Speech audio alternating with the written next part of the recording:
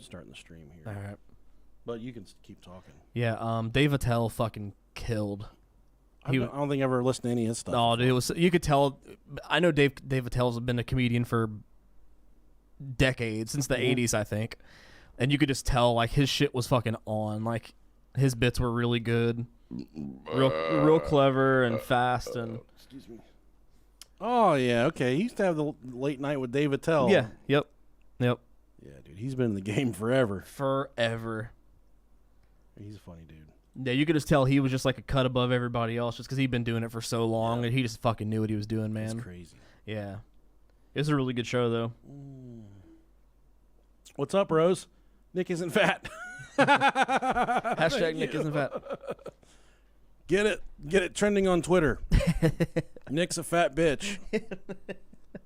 That crispy white. Hey, this ain't just any crispy white tea. That's a fucking Henley, dog. That's got some chest hair hanging out a little bit. Yeah, you got to get the Cuban curls coming out. Yeah, the Razor Ramones.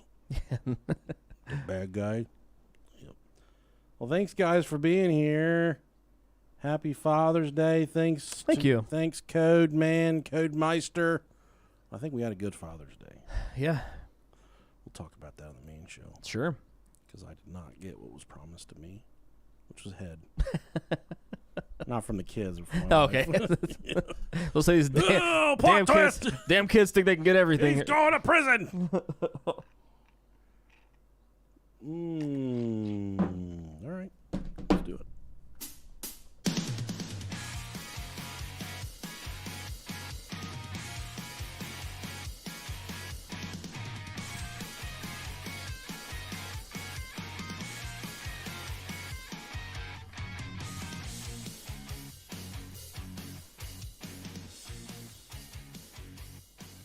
If you've masturbated more times in the trailer park than you've been to prom, you've come to the right podcast. Welcome to the Cream Spot. The newly cleaned cream spot. The cleanest, creamiest spot ever. Yeah.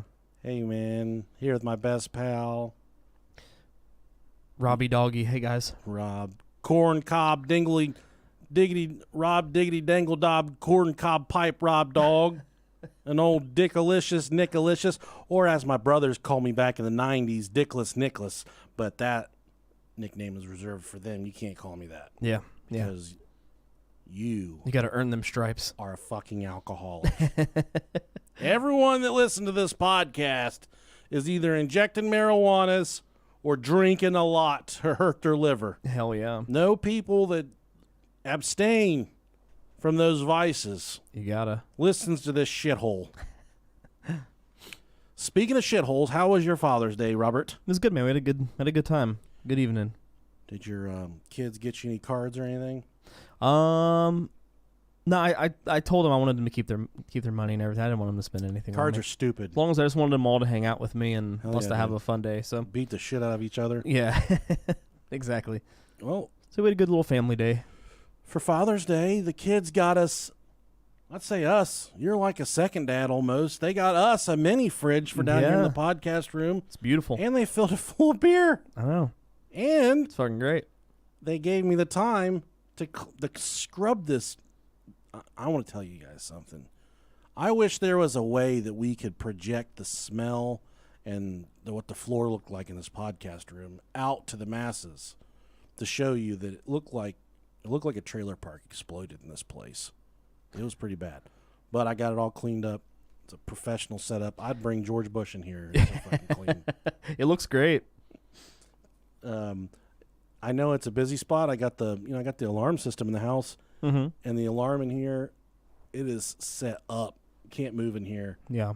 This alarm went off 4 times today because the fucking cats were like, "Oh, it's clean in here, so we're gonna go in here." Just running around in here, causing a ruckus, setting the alarm off. So here I was thinking I was getting robbed again. I was getting burglarized, but it's just the kitty cats in here running around. The kitty's having a good time. Just had to fucking put the cats down, which is sad. No, they're upstairs. This episode's about Brittany Murphy, so naturally we're going to have a lot of people here that have never been with us before. Thanks for coming. We're the Brohio Podcast. We cover all the darkness and the occult and the world, monsters, aliens, demons, true crime, conspiracy theories, your worst bathroom stories. We did that one a long time ago. Yeah, we did. A long time ago. It's about time for a re-up. It is. Thanks for being here with us. We're a couple lonely dads in a basement. We do good work, though. Stay with us. We'll we make try. You laugh. Yeah. But the good part of the episode, the Brittany Murphy part, won't start till about 15 to 17 minutes in. Yeah. That's my advice for you. That's an estimate, so. We had a really bad review this week. Some guy said, they don't know what the fuck they're talking. I love them, but they don't know what the fuck they're talking about. Well, true. I'm sure it was in reference to something we said. God, shut up. Would you all just shut up? If you have something to say to me, just shut up. Shut the fuck up. You know? Shut your cock gobbler. Speaking of cock gobbler, we got some new Patreon subscribers. Yes. This one's for you, Rob. Go. Rob, not a cock gobbler. Gonzalez, I don't know if that's like a swing at me because I am one or what. Here I am. Yeah, man. 5 years and 2 months into this podcast thinking you're a fucking cock gobbler. And Mr. Gonzalez confirms that you're not. Okay. Thank you, Mr. Gonzalez. Next one is Nick. Yeah. Wow. Isn't that funny how that worked out? He's got a fucking gerbil in the profile picture. Wonder where that guy's been. Or how many nuts it can fit in his Thanks, cheek. thanks, Dick Nick. Next we got Joel Winnick. Winnick? That's definitely Swedish. Yeah, it's too many Y's in that last name, buddy. Get that fixed. Thanks for the pastries, madam. You think it's a man or a woman? Is it Joe or Jolene? Joel or Joel? I got no idea, dude. I don't read well. Fuck, me neither. I'm not a reader. I'm a Yeah. fucker. I'm an eater, strong fucker, not a reader. I feel that. So if you need some pork back, baby back ribs made, I'll do that. I'll eat them to you. And then also if you need someone to blow, and my wife, this is specifically for my wife, you need someone to taint your ribs in about under 45 seconds, I can accommodate that. I love taint. Someone wrote us, never mind, I gotta save this for off the air. Okay. It's really nasty. Bo, fuck fart, Krewalt. Thanks, fuck fart. Got them old fuck farts. Thanks, Bo. And I'm guessing this is someone who's maybe married to him. Okay. Candace from Australia, see how you pronounce my surname, Krewald. Thank you very much, Candace. If you're not related to Bo, then fuck Bo. If you are, then fuck Bo, please. Candace. I automatically assume every girl named Candace is a stripper. All girls named Daytona or Candace are definitely strippers. Mm-hmm. But in the land down under, they don't shave their vaginas, so Yeah. it's a different ball game at the strip clubs down there. You got to wear face shields and shit. Giovanni Capito. Giovanni sound like a made man. I know, right? Probably Exactly. Got some connects. They're like, I didn't like the way he said my fucking name, so I want you swipe in there and I want you to bash the fucking heads in. So Giovanni, sorry, buddy. Please don't break our kneecaps. Please don't kill us. Yeah, I need those. Actually, if you want to, yeah, fuck fucking it. take me out first, please. And next we got Nate. Thanks, Nate the Great. Old dirty Nate dog. How about Snatch Dragons Ghost Adventurer? Old Snatch Dragons. Thanks for the Patreon pledge. Cool. Jack, straight out of Canada with hair like Trudeau and an ass like Obama. Okay. I will say one thing about old Barack. Yeah. The dude had a fucking pooper on him. Got a thumper that didn't quit. You know what I mean? Not like Trump. that boy, that fucking thing. That boy thick. That guy's shaped like a russet. Holy like fuck. a fucking sweet potato. He's dummy thick, boy. You see that picture of him in the white shorts playing tennis Oh, yeah, with yeah. his nuts hanging out? And his tighty whitey's just cutting into that fucking voluptuous rump of That his. guy's stepping out of the shower on you. Nasty fucking peach-colored raisin. Can't see Biden's butt through his fucking diaper, so. Hey, man, he wrecked on a bicycle this week. I saw that. His ass went down, dude. You see how fast it took for the Joe Rogan meme to pop up? Yeah, it did. They fucked him up, man. Joe Rogan even posted the meme. I thought it was pretty funny. I don't feel bad, though, because these goddamn gas prices, everyone says it's Biden's fault, which I don't. It could be, it couldn't be, but I see it on the Facebook so much. They're like, fuck Joe Biden, these gas prices. So I'm just like, all right, must be his fault. And he falls off the bike, and I say, I don't feel bad. It's one of those things that's like, I don't even believe it, but the more I see it, the more I'm willing to believe it at this I point. align with it. Yeah, it's like, fuck it, man, if that's what it takes. So much wrong with this world. Oh, man. Hey, Ashley, thanks for the Patreon pledge, girl. We appreciate you coming here. Old Ash, that's my dad's name, too, so Maybe she's a chick with a dick. I don't know. But Ashley, thanks so much for the generous donation. We are truly appreciative here at the Brohio Podcast. Serena, thank you very much. Any relation to the chick that died in Mexico, the Hispanic singer? Selena? Yes. I don't think so. Okay. Sorry, Serena. Carolyn, thanks for the Patreon pledge. I had an aunt growing up. She's passed away. Yeah. Since then. Sweetest lady ever. Her name was Carolyn, but her nickname, and I don't know how she got this nickname, was Niang. We called her Niang No Brain. Damn, that's fucked up. Called her.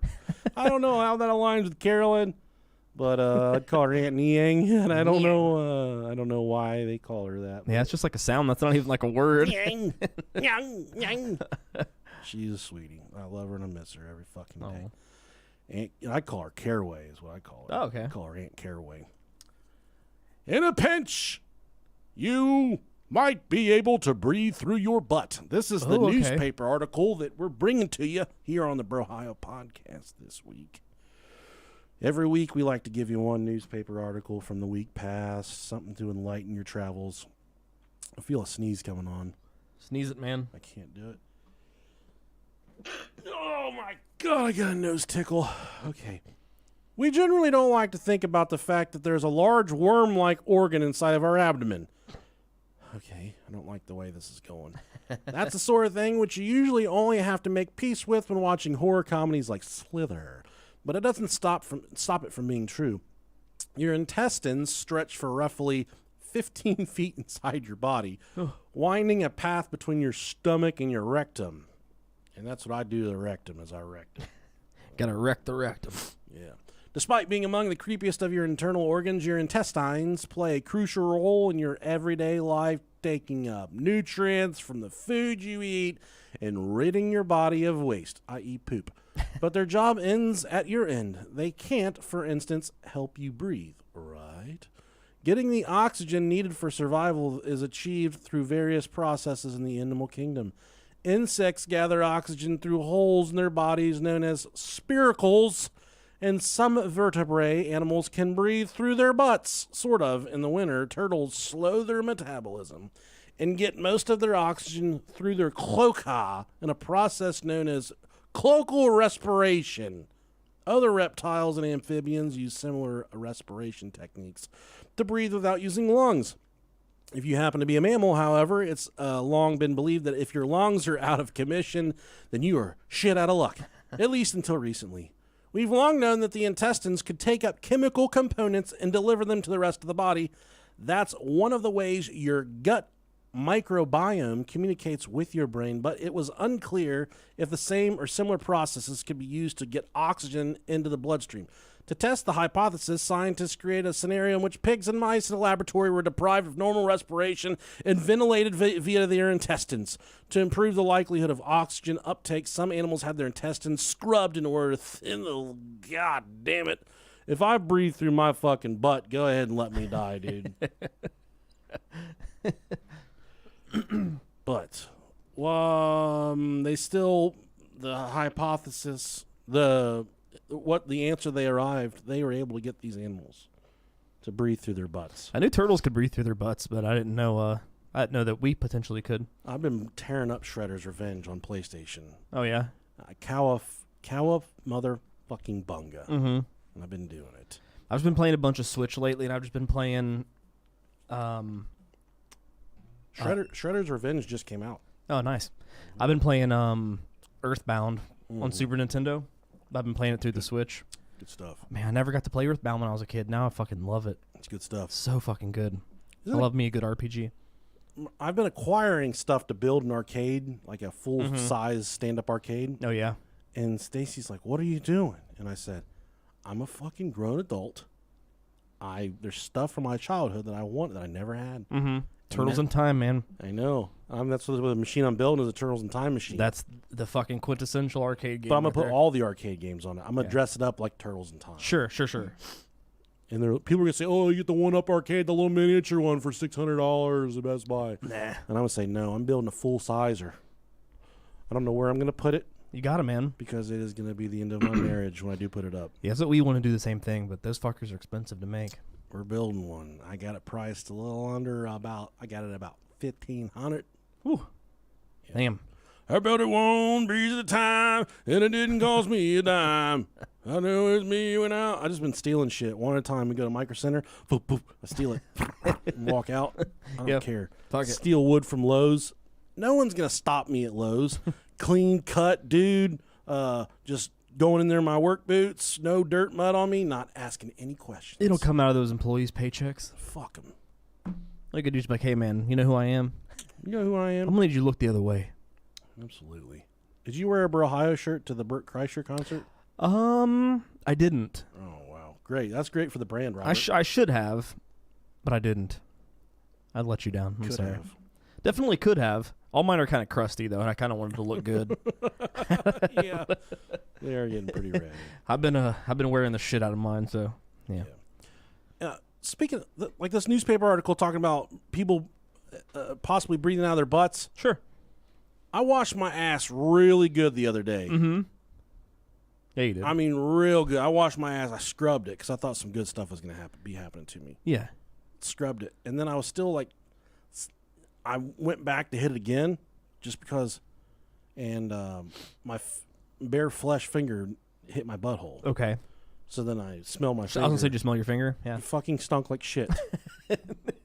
After I did all that scrubbing, that landscaping. Had you been farting? No, dude, not. I mean, when I fart in the shower, it's an event because it's a religious experience to fart in the shower because you will be gasping for air. You'll start smelling. It's like dropping acid or, taking peyote or something. Sure. When you fucking fart in a hot shower, that thing creeps up the wall like a gargoyle and just punches you in the face. So how long was this in between asshole scrubbing and asshole scratching? Maybe a minute or two. Oh, so you're still in the shower when... Yeah. Oh, damn, man. No, yeah, it was still in the shower. Oh, so you weren't even dried off yet. I scrubbed it. I was trying to, saw my body in half. I had a loofah. I use everybody else's loofah except for mine when I'm cleaning my butt. Yeah. It's just not my problem to solve. I got other stuff I'm dealing with. I just do karate chop technique. Yeah. I do that, but then my hands, I get my knuckles and stuff. Yeah. I usually put on latex gloves when I shower because I'm so nasty. Keep your socks on, put on latex gloves. I make her scrub me with a brush like an elephant at the festival, at the fair. Like a bath cap. You gotta get one of those, too. Yeah, dude, I scrubbed it, and then I got out of the shower, and I farted, and she's like, God damn. I said, I don't know how. I was all the way up in there. I even went inside of it for a second. Yeah. She said I still was farting stinky stuff. Man. I just get sick of everything that I pour into this family, and they just belittle me over every little smell. Maybe you should stick the bar of soap up your ass. Just harbor it just there. Twist it. Get up there and twist it. We went to a Mexican restaurant on Saturday night. Fuck. We need to go to Frida's in Troy or Tip City. Yeah. They got the margarita towers. Yeah, I'll tear it up. We've been wanting to go, and we want somebody to go with. So. I heard a margarita. Okay, good. Let's do it. I had cheesesteak quesadillas with steak and onions, and I ate it. And then we got home. I was holding Paisley, and she looked at me. She's like, "I love you," and I said, "I love you too, sweetie." And then she stopped for a long time, kept staring at me. She's like, "Are you excited for Father's Day?" I said, "Yeah." And then she said, "Your breath smells really bad." 5 years old. What the fuck, man? Fuck them. Gotta love them. It's fucking hilarious because they don't have a filter at that age, man. And I know my breath stunk because I ate a cheesesteak quesadilla. And they onions. They don't see it as it being rude either. Steak. They're just telling you, spitting truth. Like I said, every little smell that comes out of my body inconveniences everybody in this house to the point they gotta tell me about it. Oh man. Hold a fart against my throat like a switchblade. My fucking kids did something maybe it was a couple weeks ago. They did something and hit me in the back of the head. Or I don't remember what they were doing. I was laying down in the bed and they or dropped something on my head or something like that, and they're like, "Oh, sorry, I hit your bald spot." And I was like, "Oh, well, you're a fucking accident." Oh, you're just a failed blowjob. Yeah, fuck you, buddy. Oh no, hit your bald spot. Let's get on to this episode here. We're talking about Brittany Murphy. What comes to what feelings do I conjure up when I talk about Brittany Murphy? Because she was her heyday was our heyday, my friend. Yeah, she was an it girl for a while, man. She was. I think of Brittany Murphy. I think of 8 Mile. I think of, what was it, Just Married with Ashton Kutcher. Those are the two things and drugs. That's Drugs. Those are three things that come to mind. You know, I thought she was a babe. She was one of my favorite. Yeah, she was. Her and Kate Hudson, they kind of got that same body, same kind of look. I love both of them so much. About that time, I was like super into Christina Ricci. Yeah, that's kind of that maybe she's a little bit mold. Yeah, or Rachel Lee Cook. Remember Rachel Lee Cook? I do. Yeah. Fuck. She was in a Newfound Glory video, and I fucking loved it. But I had much love for Brittany Murphy. I did too. Yeah. And when her unfortunate passing, it hit me. I was pretty tore up over because it's like I don't know, felt like a little part of my, almost felt like a girlfriend died. Sure. Just like, I don't know, kind of, someone I've kind of been over the years since I was a kid is Avril Lavigne. Mm-hmm. I've just always had a thing for her. Yeah. Find her to be mightily attractive. Chad Kroeger's been in those guts, probably ruined them for everybody. You know, the guy from Nickelback has to have a big penis. I don't know, man. He's like, just got my license back. My license back. He donated motherfucker. How do you write a song and sing that? How do you sing that song and not have a 10-inch wiener? Yeah, they're pretty cringy, man. Like we're animals. They definitely get shit on a lot, like worse than probably what they should. Because I mean, they're very mediocre, but I mean, they're not tight. Dude. They're not fucking awful. I like the pants around your feet. And that's the thing. I think it's the cringe factor with them. Like their shit is so fucking cringy, but they're literally like the ICP of rock and roll. Like everybody fucking hates them. But the thing is, like everybody that I've heard that's ever seen them live says they are like super fucking tight. I'm through a standing line of clubs and never get in. By the bottom of now, then I'm never gonna win. I think it's usually just it's the lyrics that fuck everybody up because they're so cringy. They're stupid. They're so fucking cringy. Dude, that Paul Reed Smith plugged into a fucking triple rectifier. Man, I know all about the PRSs. Crunch. I like it. I like Nickelback. I love my PRS. I don't hate. Yeah. Love it. I fucking hate you for that. It's a beautiful guitar, man. It is. I got to do some upgrades to it though. Now, Brittany Murphy, she was born Brittany Ann Murphy Brittany Ann Bertolotti. Okay. But after she was born in November of 1977 in Atlanta, Georgia, and her parents, Sharon Kathleen Murphy and Angelo Joseph Bertolotti, they divorced when Brittany was only 2 years old. So let me ask you a question. This is kind of about what we were talking about, not necessarily what we were. I'm going to backtrack a little bit before you gave her little stats there. What was so we were talking about how she was like, you know, the art it girl, and then when she passed away, it kind of hit us. What was like the first big headline death that like you remember that really like kind of rocked you? Chris Farley. Was it? Okay. Well, Chris Farley, and then I remember Princess Diana. Okay. I kind of felt that one a little bit. Okay. And this is a stupid one. I don't know why, but at the time I was doing the announcements in 5th grade. I was doing the announcements for the elementary school, and every day I would have to go to the newspaper, and I'd look at the front page of the newspaper, get the top story from the day. Yeah. And then I would tell everybody when I was doing the morning announcements what the top story was. And one of the top stories was Harry Carey had died. The longtime Chicago Cubs broadcaster. That's pretty much the voice of baseball, man. Well, he was somewhat, but mostly here in, I don't know if this is nationwide, but in Dayton growing up, WGN, the Chicago station, was one of the stations we you could tune into. Yep. And in my basement, on the weekend, we would always play pool. Just hang out in the basement. There's all kinds of stuff for us kids to do down there. Mm-hmm. And we had an old console TV, one of those ones covered in wood, and click, click, click to change the channel. Yeah. And we could always get WGN on it. And I didn't like the Cubs. I liked the Reds, but the Reds didn't come on the locals. So I would spend, all my time those Saturdays, listening to Harry Carey and the Cubs. And there was a fondness in my heart for Harry Carey and the Cubs. Okay, I respect that. When he died, I was like, God, man, that fucking sucks. Yeah. And I was telling her, like, Harry Carey died. And they would say, who the fuck is Harry Carey? Right. And then, as we got older, Will Ferrell did the how's everybody doing? Yeah. I'm Harry Carey. If you're a hot dog, would you eat yourself? I know I would. And then I'd wash it down with an ice cold Budweiser. So I always had a fondness for Will Ferrell and his Sure, yeah. Harry Carey impression. But do you recall what one it was for you that kind of hit? Man, I mean, I remember a lot of deaths, like, big time publicity deaths that I remember, but I don't know if it really affected me. Like, of course, I remember John Bonet, but I think that was just all through tabloids. You see those fucking shitty tabloid magazines, and her face was everywhere. So I remember that.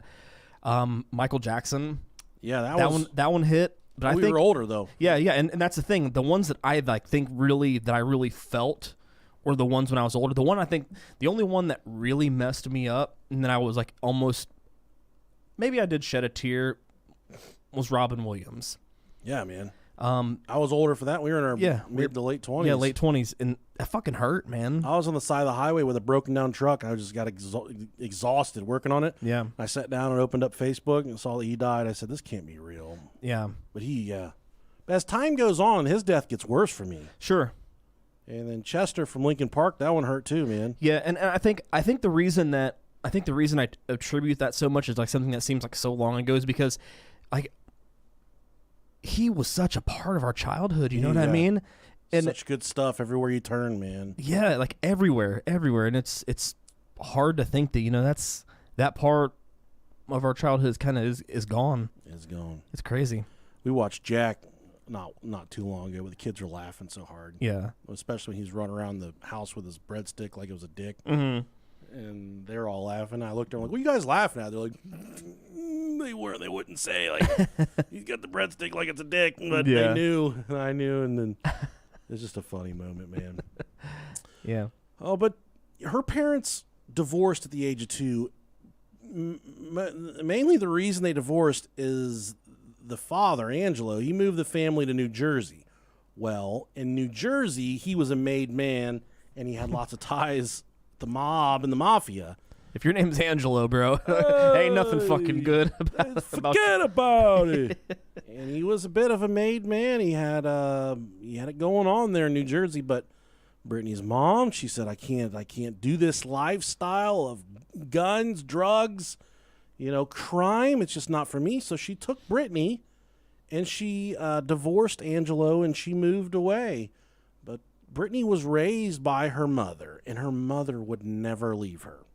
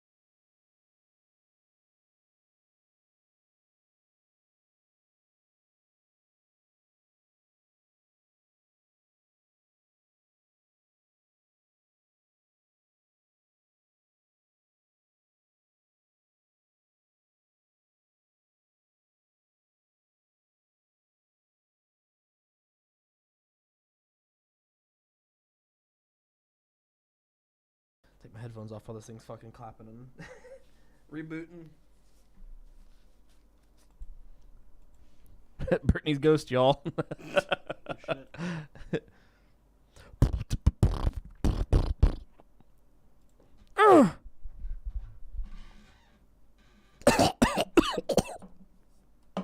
She said, I can't do this lifestyle of guns, drugs, crime. It's just not for me. So she took Brittany and she divorced Angelo and she moved away. But Brittany was raised by her mother, and her mother would never leave her. She said, I can't. Yeah, see, it didn't even get the part wherever I said it. The audio's out, so it definitely dropped out. I'm glad you fucking caught that. Yeah, they caught it. I didn't. But then I just happened to look at the screen and notice that our audio wasn't recording either. So once they said that, luckily they pointed it out. Yeah, I don't know what happened. I think our interface completely shit out because the episode wasn't even recording. It wasn't even you guys that couldn't hear us. It was our audio software wasn't recording either. So it just stopped. So did I tell them? Welcome. What feelings do I conjure up when I talk about Brittany Murphy? Because she was kind of... That part... Click to change the channel. Yeah. Then we could always get WGN on it. Mainly the reason they divorced is the father, Angelo. He moved the family to New Jersey. Well, away. But Brittany was raised by her mother, and her mother would never leave her. There we go. I don't fucking remember. We had a lot between then. Yeah, it stopped a long time ago. God fucking damn it! Son of a bitch!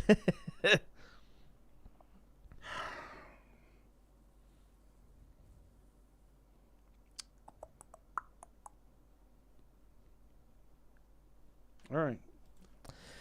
Okay. I don't know what happened, guys. We stopped recording. Yeah. Something really bad happened. All of our sound dropped out. You just lost like 10 minutes of content. Yeah, we got to kind of remake it. This is what you do, man. You can't always trust technology. Yeah. We got to get us a big ass reel to reel and start recording on tape. Sons of bitches. I mean, it's all recorded on I know. I'm not worried about it. Here we go today again. Okay, so Brittany's mom moved. They got away from the mob and the mafia. The divorce, they took care of that stuff. Sure. And they moved. Well, Brittany knew at a very young age, and I'm sorry for YouTube, you're just going to hear this all over again. I don't think they could hear it either way, so we're good. Oh, yeah, that's right. It dropped out for them, too. Brittany, at a very young age, she knew that she kind of wanted to do something more. She wanted to be an actress or a singer. So her mom listened to her cries and said, all right, let's do this. And they agreed between the two of them, because her mom was raising her by herself, that they were going to move to California, Hollywood. And she would attempt to find work in Hollywood, and she was 13 at the time that they moved to L.A. And she found work pretty quickly. They're doing some television shows. I don't think I told the story about Burt Reynolds. I think it got cut off. But oh, did it? At a very young age... Sorry if this is a repeat. We don't know what was said and what wasn't. Yeah. So at a very young age, she kind of knew what she wanted to do. And there's one story that was told where at a restaurant, Brittany Murphy was there with her mom, and they saw Burt Reynolds and George Siegel having lunch together. And Brittany Murphy marched over to their table and went right up to him and introduced herself as Brittany Murphy, and then told them, she said, one day I'm going to be a star just like the both of you. And then okay, that's cute. So like I said, she moved to Hollywood. She found work rather quickly.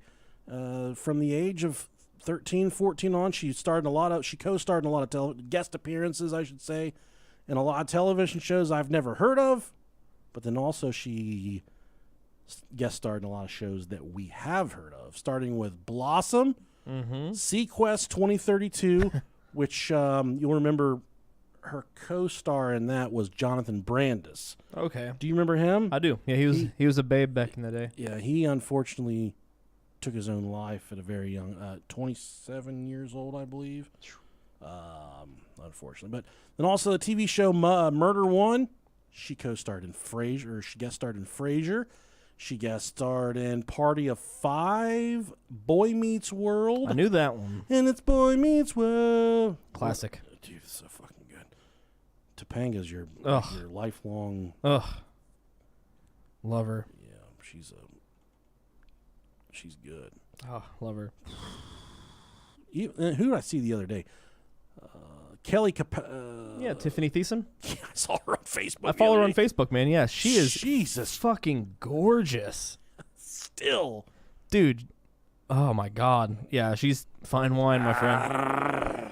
I would take a sip of that any day of the week. Her husband is fucking good looking, too. I haven't seen him. God damn, he is a good looking guy. I haven't seen him, and I would fuck him. They're both fucking gorgeous, bro. What if they both stink really bad? What if that's one of like the trade-offs they don't tell you about being so attractive? You know, I've never had somebody except for my daughter tell me my fucking breath stunk. I've never heard someone just be like, "You fucking stink. You're a stinker."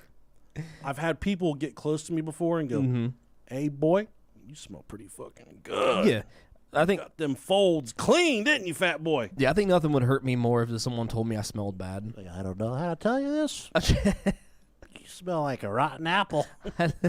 Yeah, I am always on my smell game, man. Yeah, I think. But like I was saying, what if that's a trade-off? Is you just stunk like shit. In order to be that attractive, like your pussy or your dick just perpetually smells like turtle food or something. Yeah, like an aquarium. Yeah, turtle aquarium. Smells like you're feeding the dolphins or something. You always stink. Now we have some people I've seen that listen to this podcast that I see them and I'm just like, Jesus fucking Christ, that's one of the most attractive people I've ever seen in my life. Sure, yeah. So maybe one of those people, we're gonna get really ugly people. Like, no, we're gonna get people 20 times uglier than us. Like, yeah, no, I look like this and I smell good. I'm talking about people that are just truly gifted in the looks department. I mean, we're all beautiful. Sure, but some of us are more beautiful than others. Some of us are just genetically different. For instance, if you stand Tom Cruise and I next to one another, obviously I'm better looking, but he's probably the better actor. he's for sure loaded. Wait, he's got a bigger bank account. Wait, he's a lot better looking than I am, but he's in a cult though. I'll probably make you laugh a lot more than that, sure. Weirdo. There's a bit of a trade-off. And he's like 5'2". I would whip the shit. I would, if we got in a fist fight, hand-to-hand combat. No doubt. Yeah. I'd knock his fucking front tooth back in alignment. I'm putting my money on you. As long as you can catch him, yeah, he's fucked. If you guys haven't ever looked it up, look up Tom Cruise's front tooth. Okay. It is his front teeth, like the gap in your teeth, is not symmetrical with the middle of his face. Oh, so it's off center? He's got one tooth that lines up with the middle of his head. So his gap is off centered, but his teeth are tight. They're good looking. Yeah. But he's got one tooth that lines up right down the middle. That's what happens when your mouth is on L. Ron Hubbard's asshole for so long. It's really hard to notice, but look at it. Can you notice? It's so weird. Can you see it though? Yeah, I can see it. Yeah. It's there's even stuff in there about how it's not symmetrical. I don't like that. I don't like it at all. It's weird looking. I try to tell you, oh my God, look at it. Yeah, that's way off. Yeah, buddy, I'm fucking getting his throat fucking tore out by all them Scientology. Yeah, that dude can kill somebody and get away with it though. So I'm not. Yeah, I'm terrified of that man. Matter what he does. He's got that whole church behind him. Yeah. At the age of 17, at the age of 17, almost 18, in 1995, Brittany Murphy had her breakthrough performance that we all remember. Oh, yeah. In the cult classic Clueless, which they're still doing Clueless spinoffs to this day. Yeah, they are. It's crazy. I never really got into Clueless. I know I had some lady friends growing up, and they were all about it. Yeah, me neither. Thought that shit was dumb. I would say it's the equivalent, kind of like the equivalent, but maybe 10 years later, Mean Girls. I fucking loved Mean Girls. Never watched it. Oh, dude, it's so fucking good. I thought you were going to say something cool like, no, man. Like we had Superbad. No. Mean Girls, man. Dazed and Confused, and you're like, oh, I got Mean Girls. Dude, that shit was that. What the fuck? Man, I'm all about Lindsay Lohan, my friend. Oh yeah, dude. I was a conquistador to find naked pictures of her at one point in my life. That's all I cared about was seeing her breasts. And Lacey Chabert was in that too. She's a fucking babe. Kind of turned into a dirty fucking diaper at some point in her life. I don't know what happened to Lindsay Lohan. God bless her for Bad stuff. A lot of cocaine. Oh yeah. For sure. Oh yeah. Mean Girls is my shit, though. I love that movie. We'll have to watch that sometime. It's so fucking good, dude. It's so good. All right. I'll take your word So for good. It really is. Well, a lot of people don't know this, but at the time of filming for Clueless, like I said, she was younger, 17 years old. Mm-hmm. Her mother had been diagnosed with breast cancer. Ooh. And she was fighting through it, dude. She was in and out of the hospital the entire length of filming of Clueless. So, Brittany, I keep on wanting to say Lindsay Lohan now. Brittany Murphy would spend the entire day filming, and then she would go lay at the hospital with her mom all night. Anytime she had a break from filming, she would go lay with her mom at the hospital. They said that really took a lot out of her filming Clueless. It kind of set the foundation for just a chaotic life. Sure. And I don't know if that had a lot to do with all the shit that happened later on in her life, but it sure did. It was hard on her at the time, trying to balance her first big movie. Yeah, it had to have been. She was she wasn't Alicia Silverstone was the main character in Clueless, but Brittany Murphy played a pretty good co-star.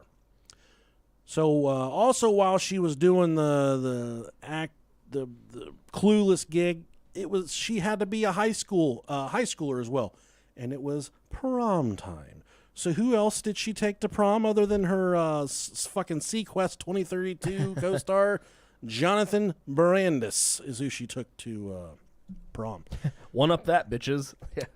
You think if you could go back to high school, kind of take your wife out of the equation. Mm-hmm. If you could pick one prom date at the time, not a man, but a woman, Okay.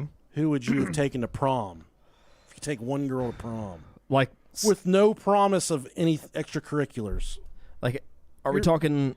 So we're talking about celebrity, right? And we're talking 2005. about around our age. Mm-hmm. No, anybody you want. Anybody? 2005. It is Okay. 2005. You're going to prom. You got to invite one person. So it can't be fucking Ariola Grande or whatever her name is. Ariel. Grand Areolas. Yeah, she'd have been like 2. Yeah, you sick fuck. Yeah. If I had to go back in that, let me see here. 2005. Fuck, man. I had her posters on my wall. I already know who I'm picking. Fuck. Go. You go first. I gotta take a second. Lizzie McGuire. Oh yeah. Hillary Duff. God. Respectable. I had her poster I had a Lizzie McGuire poster in my room. Yeah. Man, mine's a toss up because I remember when I was a kid, I was super fucking in love with Carmen Electra. Oh yeah, dude. Yep. Stacy Keibler was way high up there too. I loved Stacy Keibler. She's got legs. Dude, fucking legs, dude, were gnarly. So cool. Long. You know what? I'm gonna have to go with Tiffany Amber Thiessen, my friend. I respect it. Yeah. Not Topanga? No. Danielle Fishel was like right there too, but Yeah. she's No, I get it. she's always been second to. Oh, it took Screech. Just to offset yours. Did you watch his sex tape? Yeah, of course I did. Why are you asking such a stupid question? R.I.P. It's like, did you watch Joe Exotic's sex tape? Now everyone's like, there's a Joe Exotic sex tape? I don't know. Do your fucking research. See if you can find out. So in 1996, she made the movie Freeway. In 1999, she made the movie Girl Interrupted, which was a big one. Oh, yeah, that was huge. 1997 was actually when she started, and I did not know this, is when she started to portray the voice, the year it started, 1997, of Luann Platter on King of the Hill. Yeah. And I've never put 2 and 2 together because King of the Hill is probably my all-time favorite cartoon. Yeah. I don't know much trivia about it. I just know the episodes make me laugh. Yeah, I love anything Mike Judge does. I mean, everything he does is fucking gold. And it was, and Luann was always a good character. Yeah. I never thought about who portrayed, who played the voice. Mm-hmm. Then if we get into the 2000s here, her first movie in 2000 was Don't Say a Word. Then in 2002, she had the hit Hit It. 8 Mile, which I watched for the first time less than 3 or 4 months ago. Really? Never watched it before. Holy shit. It was 2002. That's when we were in it, dog. Yeah, man, we were, freshmen? No, we were sophomore. Yeah. Sophomores. And I've never been big on movies. I had a rotation of 7 or 8 VHSs. Sure, Tommy Boy, Billy yeah, Madison, yeah. Happy Gilmore, Problem Child, just shit that I would watch over and over. I never really got into movies that much. My parents never went to the movies. Yeah, I get that. But 8 Mile, I knew what it was about, and I knew how much it meant to us as 15, 16, 17-year-olds. Yeah, man, that movie is huge. I don't think I saw it until, I know for sure I didn't see it in theaters. I saw it when it came out on DVD. But yeah, and that's one of the movies that like I'll see on TV and I'll stop and I'll watch a little bit of it and just like to make myself remember like what all it's a fucking good movie. It's a good movie. Yeah, it is. Brittany Murphy was vulnerable and beautiful. Killed in it. that movie. Yeah. She did a really good job. She played her role perfectly. And in 2003, she did Uptown Girls, which, again, her mother was diagnosed with breast cancer again at the time, and she kind of did the same thing that she did back in 97 with Clueless, on the scene, then in the hospital with her mom. 2004 was Sin City, and then... Oh, I liked Sin City. That's a good, dark movie. Was that with Jessica Alba? Bruce Willis, I think, and... Was Jessica Alba in it? I can't remember. No, it wasn't Jessica Alba. There was some big stars in that. I remember it was a really like dark, like crime noir style. I think it was. Okay. Let me see here. It's been a while. Yeah, it's Quentin. I thought Bruce Willis was in it. Why am I thinking that? Mickey Rourke, Bruce Willis. Yep. Okay. Yep. That's right. Yeah, Jessica Alba is in. Okay, I thought she was. Rosaria Dawson. Yeah. Elijah Wood. Fucking love Elijah Wood, man. Yeah. Michael Clark Duncan. Holy fuck. Big movie though. Huge. But her highest grossing movie, Happy Feet. Oh, and of all the movies she ever did, Happy Feet was the highest grossing film. Yeah. That she ever did. But after Happy Feet in 2006, kind of her career kind of fizzled out a little bit. She did lots of independent films here and there, but she remained very, very busy, to say the least. Just no box office hits from there. Yeah. While she was filming 8 Mile, I did not know this either, but she was actually romantically linked to Eminem, and her and Eminem were doing their thing, getting the motherfucking groove thing on. He said, "Hi, my name is," and they're doing sex stuff, dude, 69 and scissor and all that hard gangbang shit. But he was also romantically connected with his other co-star who portrayed his mother on screen, Kim Basinger. Oh, do I love Kim Basinger? He was having sex with both of them. Dude, love These Kim week's Basinger. mom's spaghetti.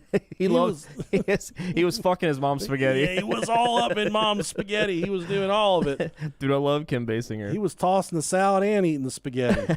Knees weak, palms are sweaty. He was all in it. Good for him. So get it, Marshall. Yeah, he was doing the thing with Brittany, and this is kind of like a lot of people say this was her first learning experience with how Hollywood goes. And she was kind of made her uncomfortable with the way things were. Hollywood's a dirty business. Oh yeah. Oh yeah. And the portrayal, I should say, her interpretation of how her body was and how she was. There was some critics that were quoted as saying, she's a good co-star, but she's not the fuckable lead that you'll need in a movie, which is a very shallow, disgusting thing to say. She had the power to be, one of the box office stars, one of those centerpieces for a good movie. I just don't think she was really given the opportunity. Yeah, and I mean, I would say that that's still accurate to this day for any type of entertainment industry, whether it be, acting, whether it be music. You have to have... it sucks, but you have to be physically attractive to the majority, I would say, before, unless you're like fucking Jack Black. I mean, that's yeah. I mean, you're especially when you're breaking in. I would say entertainment's a lot about looks, but then also I feel like there's a lot of people that just do good work that also make, like Rebel Wilson. She's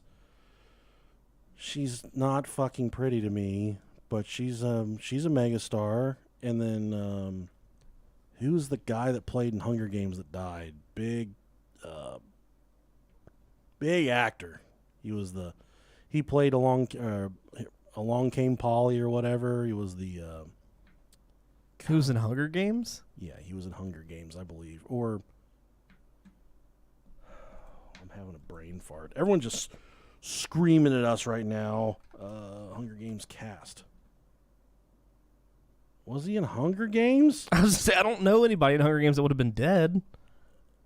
I'm okay. Maybe he I think wasn't. you fucked up. Hold on. Along came Polly. Oh my God! Yeah, Philip Seymour Oh, Hoffman. okay, Hoffman. Okay, yeah. Was he in Hunger Games? I don't think so. Why? What did they CGI his ass into? There was. Yeah, there was. Was he? I think so. Yeah. Okay. Yeah, he was in Hunger Games. God damn it! I thought I was having a fucking stroke for a second. He must have had a really small role. I don't even remember it. Small dick. Oh shit.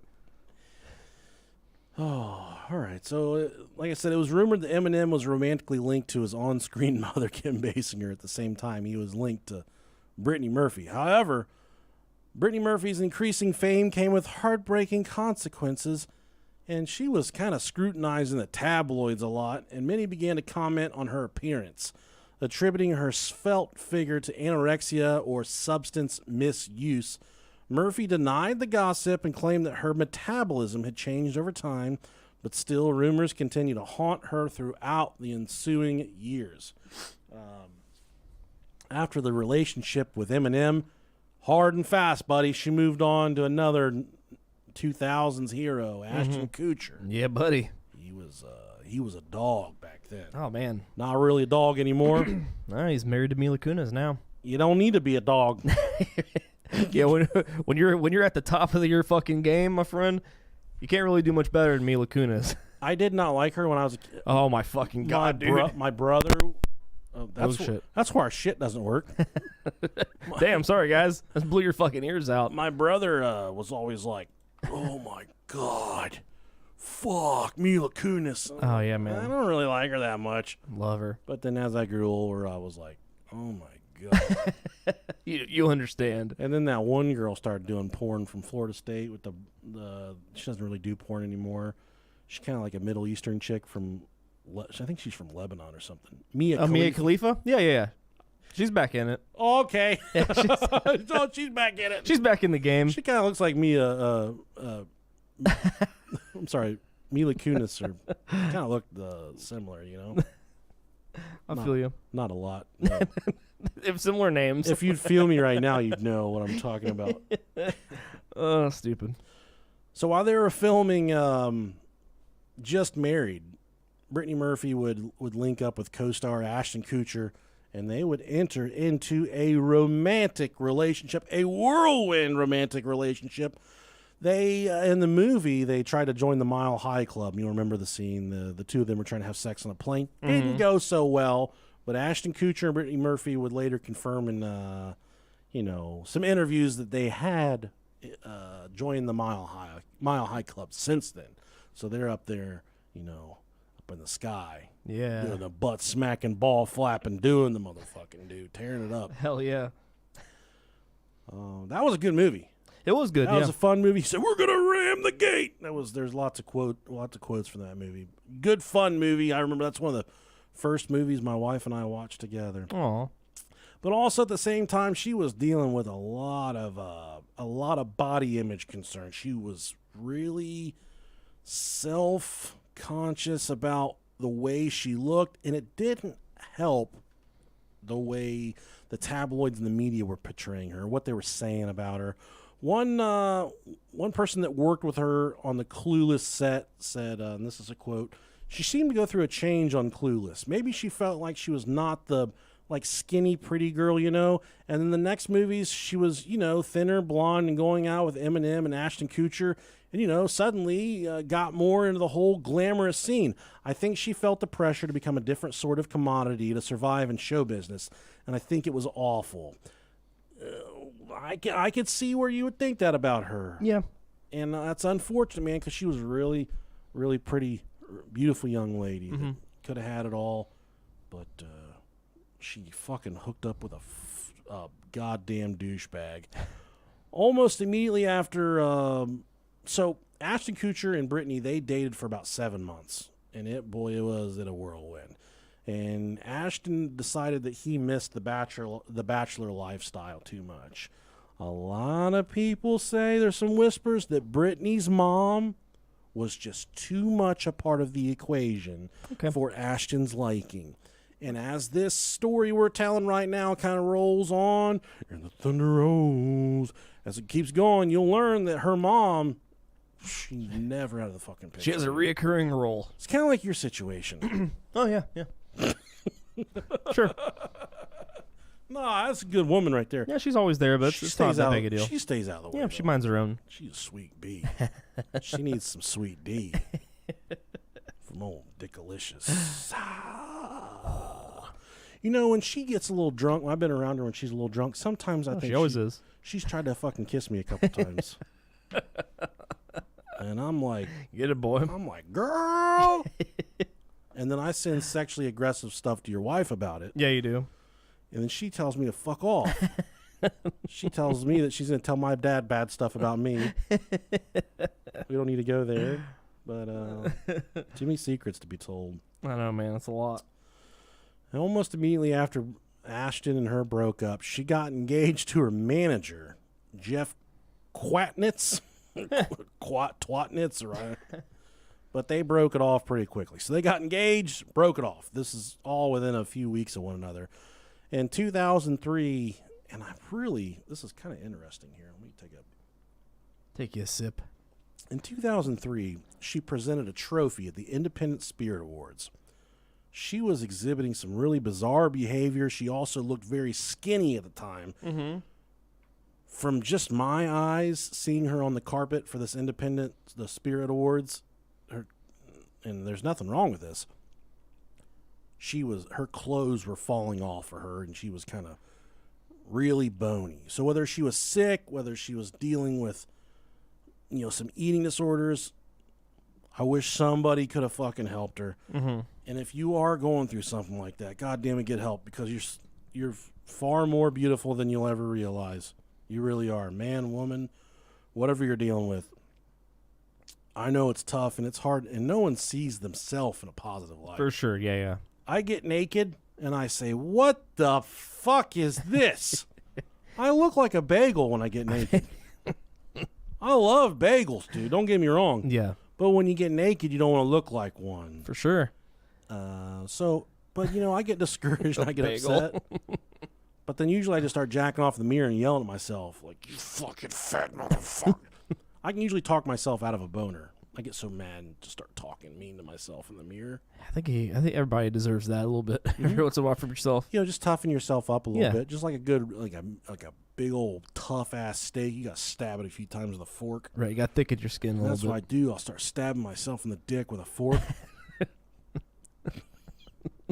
If you stab yourself in the dick with a fork, send us a email, brohiopodcast@gmail.com. Come. That's a secret passage. If you use .com at the end, you get to go to a place that you didn't want to go. The land of opportunity. So when she was presenting this award, she kind of had some erratic behavior. While reading the names of the nominees, she had to be interrupted multiple times by the producers to kind of be put back on track and reminded what she was supposed to be doing. And that was in 2003. If you go, out of all the reaches in the world of all the information technology, whatever, if you type in Brittany Murphy Independent Spirit Awards ceremony, there's like a 9-second sliver on a documentary, but they've completely erased this from the internet. You can't find it. And I welcome any of you to find it. Some people are like, oh, he thinks he's on the fucking dark web and he's just on fucking Google and I was just waiting on that. I challenge any of you, besides that 9, 10, 11-second sliver on that documentary, to find footage of Brittany Murphy presenting the award at the Independent Spirit Awards where she's exhibiting this erratic behavior, because I wanted to play it for everybody. I really did. I guess I can go ahead and play the the 20-second, just the little 20-second clip. Brittany Murphy, Spirit Awards 2003. Here we go.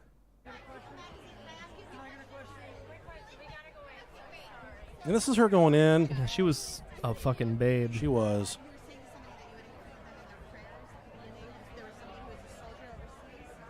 What was that about? It was a man whose brother is overseas right now, and I come from the Ranger family, so he wanted me to sign something, so I wanted to make sure I spelled Semper Fi correctly. And here's the presentation where they said she was kind of being erratic. Read them? No, we wait. Okay. I remember her. That's all it is. That's all Okay. they share. She was confused. She didn't know what she was supposed to be doing. Okay. Whether that was an act, because she kind of played like that. Her shtick was It was like the I'm an ditzy, airhead. I'm blonde. Yeah. Yeah, so it could have been a shtick. I don't know, but She's a method actor. I thought you were making a meth joke. No. She was definitely on something here at the end, but I don't know if it was meth. She puts the meth in method actor. After back-to-back relationships with Ashton Kutcher and Jeff Quatnitz, Brittany Murphy wanted to take it slow. So when she met production assistant Joe Macaluso on the set of her film Little Black Book, she did just that and took it to extreme lengths. The two actually went on 17 dates Damn. before sharing their first kiss. Wow. And they did move to get engaged after that, but they never told anybody that they were engaged. 8 months after Murphy accepted his proposal, their relationship suddenly ended. Brittany Murphy began appearing in public without her ring on, and she was very evasive when people would ask her questions, until finally, after many questions, Brittany Murphy announced that they were no longer engaged and that they had ended things. And critics piled on her at the time. They were saying, she's a whimsical. She's in and out of these relationships. She's the opposite of a womanizer. She's a manonizer. She's just going through these fucking men. No one wants to be with her.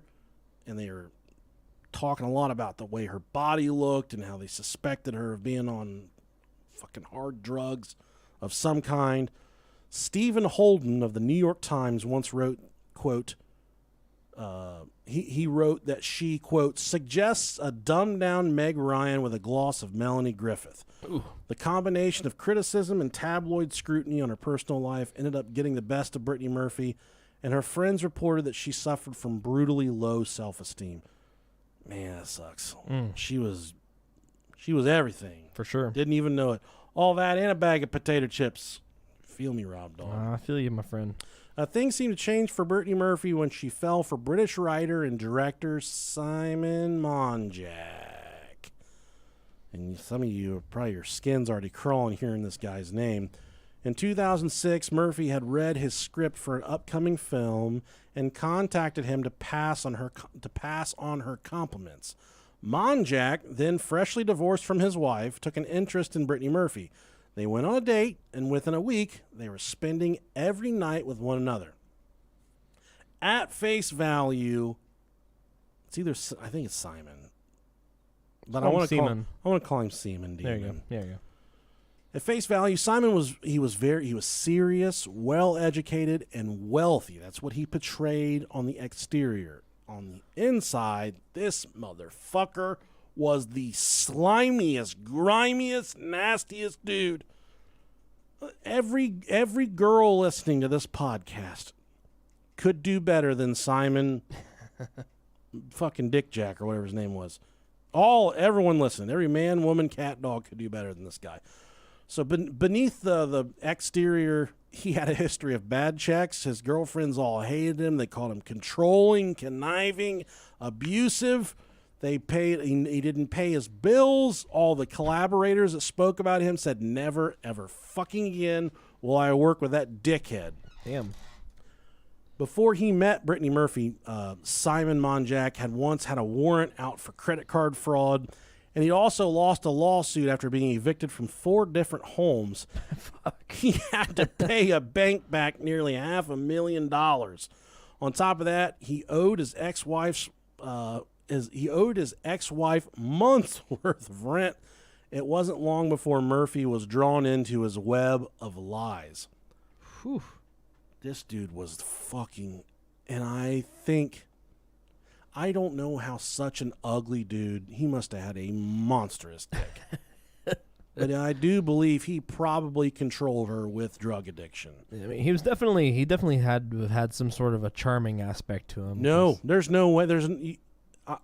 You can look at someone like this. Monjack. Maybe this dude could just fucking spit game. No way, man. He's a fat, sluggy. Yeah, Look at him. He looks like a sleazeball. Yeah. That is him. He looks like Meatloaf. Do you know who that is? That's Brittany Murphy's mom. Not the singer, the food. Yeah, man, he's ugly. He's nasty. After they were together, when Monjack ran into a conflict, it would be Brittany Murphy who came to his rescue. She defended his name to those in the business that he'd screwed over, and once she paid $10,000 to get him out of a lawsuit that he was being sued in. No matter what people told her about Simon, she stood by his side, and she would follow him into the fucking deep water to make sure that he was taken care of. Why? I have no idea. He was a complete creepazoid, too. After Brittany died, which we're going to get to that in a minute, he claimed he met her when she was 17 years old, and he took her first magazine picture. He also said, quote, Brittany Murphy was too young to touch when they first met, but to make a long story short, I was very patient. Oh, God, that's grooming right there. You think? Holy fuck. Oh, man. Dude, I have all the guys that she could have had. She had Eminem and Ashton Kutcher. Sure. That in 2003. Yeah, you couldn't get much higher than that. It's the top of Everest. Sure. Could have been little dicks. I do think Eminem has a small penis. That I think guy so. is too upset and vengeful to just be some guy with a monstrous dick. Yeah. Because guys with big dicks just have a lot more fun. I feel like Ashton Kutcher's got a big dick. You think so? I think so, yeah. He's got big dick energy. You know, I told that story in the last episode about that really tall guy whose dick I kind of saw through his shorts. Yeah.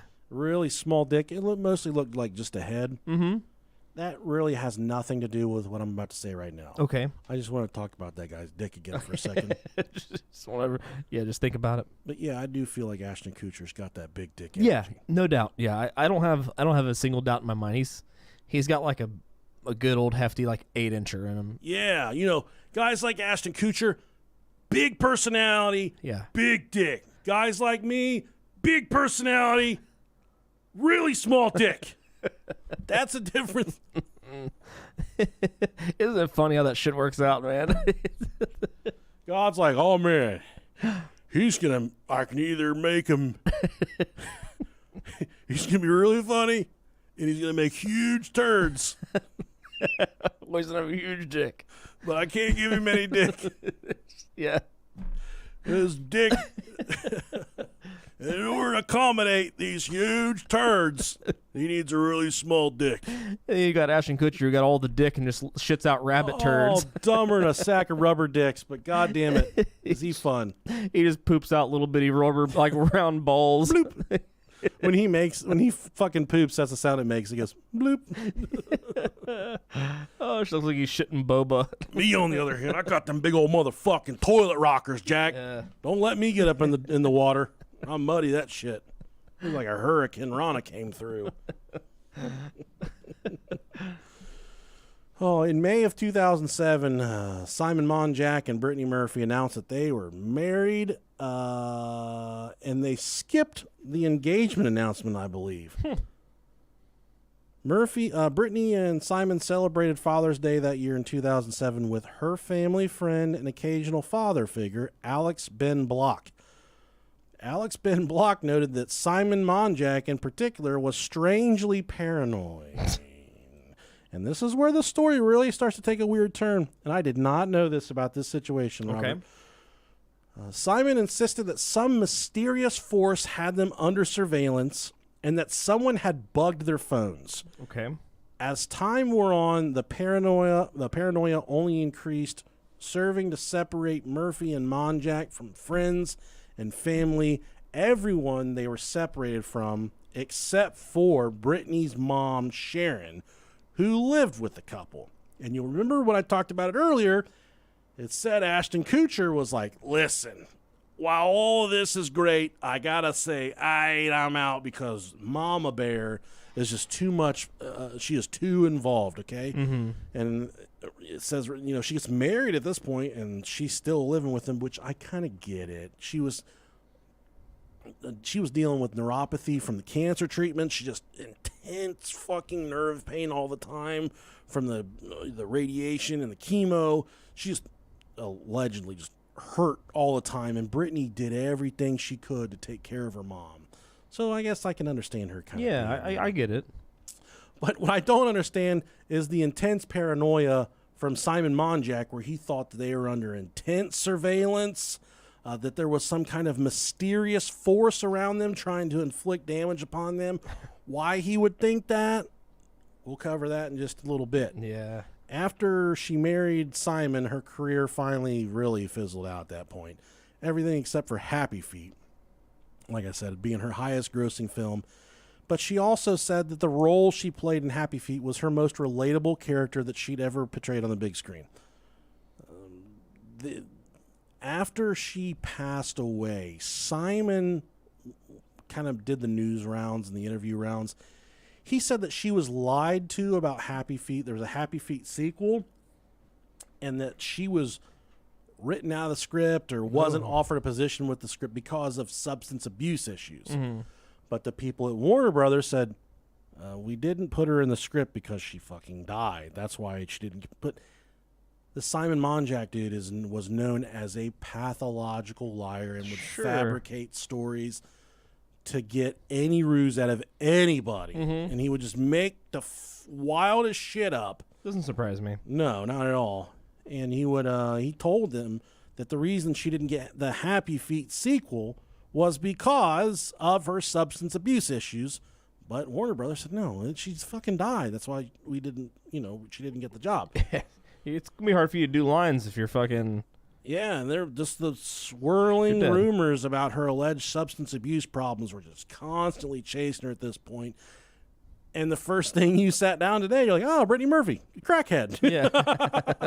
And I don't really remember the drug abuse being associated with her. Mm-hmm. I remember her being in a tumultuous relationship with the Simon Monjack dude. Yeah, see, I didn't even know that. I just knew the drug usage. Yeah, I knew that guy was really fucking bad. Yeah. And then I also knew about, Ashton Kutcher. Didn't know about Eminem.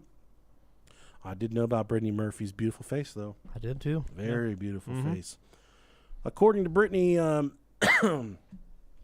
she was kind of defending her allegations of hard drug abuse. She said that she had a heart murmur, and that was her only vice was drinking champagne. Which, Okay. Yeah. Could be wrong, could be right. She said if she did any kind of hard drugs, she would die. It'd fucking kill her because she had a heart murmur.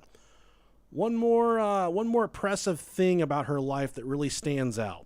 And this is fucking cool, man. Not cool, but it's just whatever. And I didn't know this either. In 2003, Brittany Murphy purchased a fully furnished home in the Hollywood Hills from Britney Spears.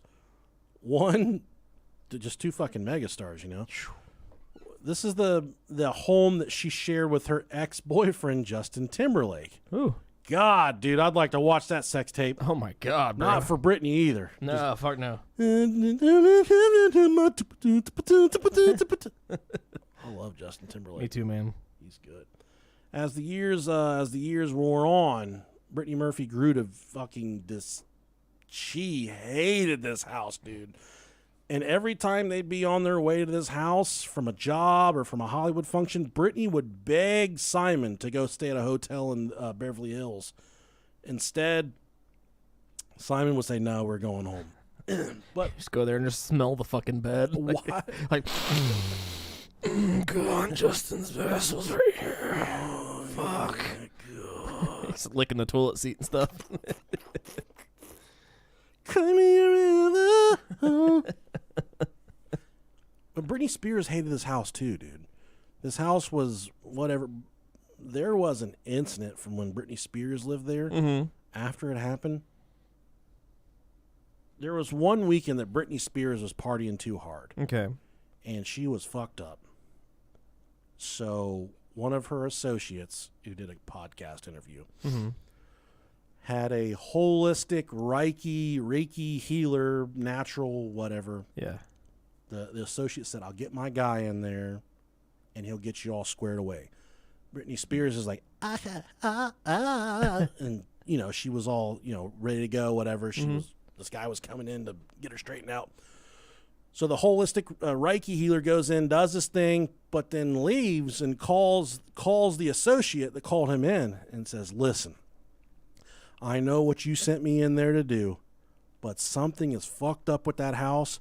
And when I was going through my spiel, I opened up some kind of portal. Jesus Christ. I'm not exaggerating, dude. Damn, I'm not man. making this up. I read and heard all about this shit. He said, look, I fucked up. I opened something. I opened a portal of some kind, and all kinds of dark entities and these dark spirits came in, and I cannot close it, and I cannot fix the fucking house. Way to fucking go, bro. Yeah, you fucking You had killed Britney Spears. You had one fucking You job. got Britney Spears put on house arrest for the rest of her life with her dumb dad. Can't even buy a fucking candy bar without written consent. Man, what a So he fucking says, look, I fucked up. yeah. Not long after that, things got really bad in the house to the point where Britney Spears said, I am never going back into that home. She sold the motherfucker, completely furnished, didn't even bother getting anything out of Didn't it. take anything out. Sold it completely furnished to Brittany Murphy.